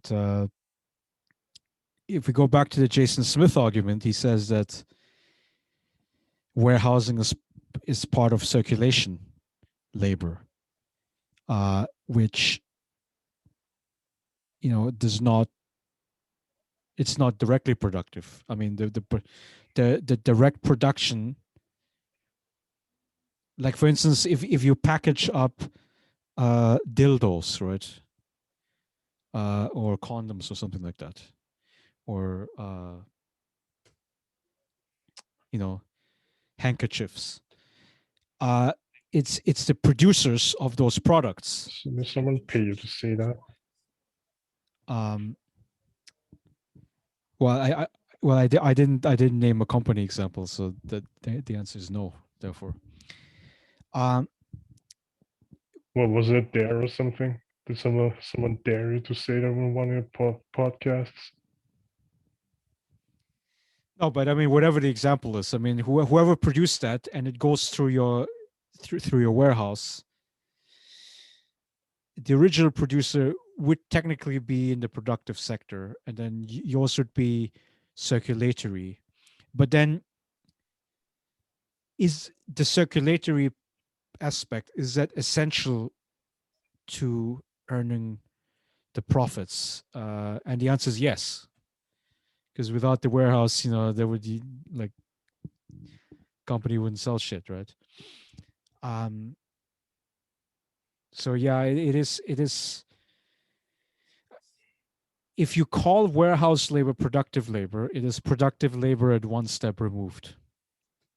That's how I'd put it. Yeah. Um, Now, then you could say, then I could say, as an academic researcher, is like, hey, then the work that we're doing is also, essential and productive, right? um, Teaching, essentially. I mean, anybody who has ever taught anything to anybody, and you see the, you know, eyebrows raised among students, they're like, oh, this guy told me something I didn't know before. I think that would surely be part of the productive sector. Uh, yeah. In any case, I mean that's always a side obsession.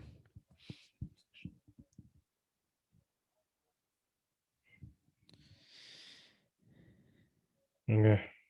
Okay, I think it's time to release you to slumber. Uh, Yep. I Time I to wrap it up. I thank you very much for joining me on that podcast, and I thank all the listeners That's on all. here. Much obliged.